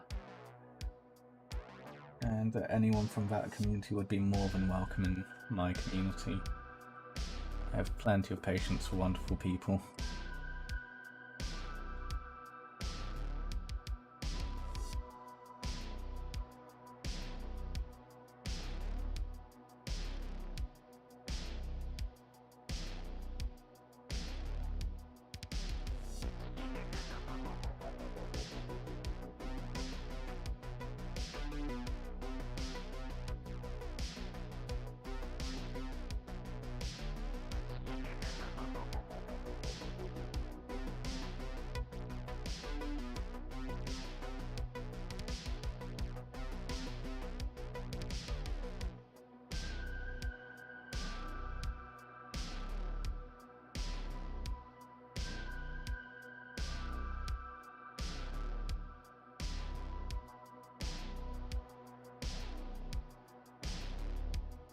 I'm still doing content, but the issue is I have little to make due to an issue that's out of my control. I make more content, but I have to press my family members to get shit done, to get that progress to happen, which is taking so long. Yeah, no, I get you. Yeah, that's why it's taken me so long to, you know, start doing these daily streams and stuff. It's like, you know, I live with my partner who's also into Warhammer. It's only recently I've started to stream, because I'm now in a position where I can properly.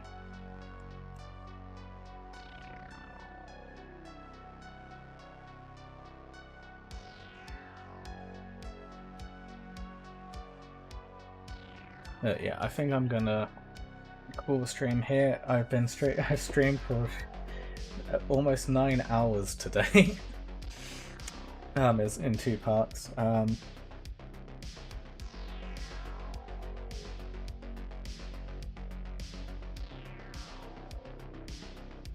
yeah, I get that warp. So yeah.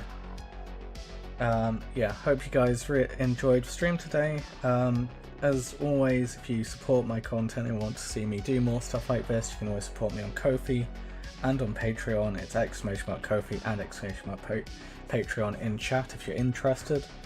All of these streams get uploaded to YouTube pretty much instantly, so if you want to watch back and follow along, or just repeat what I've been saying, you can always go and do that on YouTube. It's !YouTube as well.